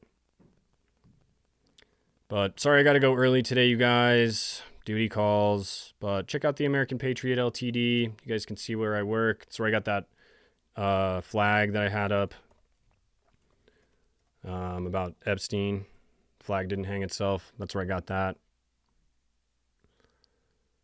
Yes, and then we can talk about all this stuff. Yes, for sure. That would be awesome. You can send links and stuff. It'll be a whole lot easier to communicate and share stuff. But anyways, I really appreciate the love, you guys. I appreciate you hanging out. Obviously, this weekend, no court stuff. I don't know about Monday because of the holiday, but Memorial Day. But we'll see. And then I'm going to try and go live this week. I am going on vacation, but I'm going to still try and get a video up. So we'll see if I can do that. But love you guys. Thank you for hanging out with me. Thank you for all the super chats. You guys are the best. But I'll see you guys next week for another one. But until then, stay safe, sleep safe, stay sober, and later, sobers.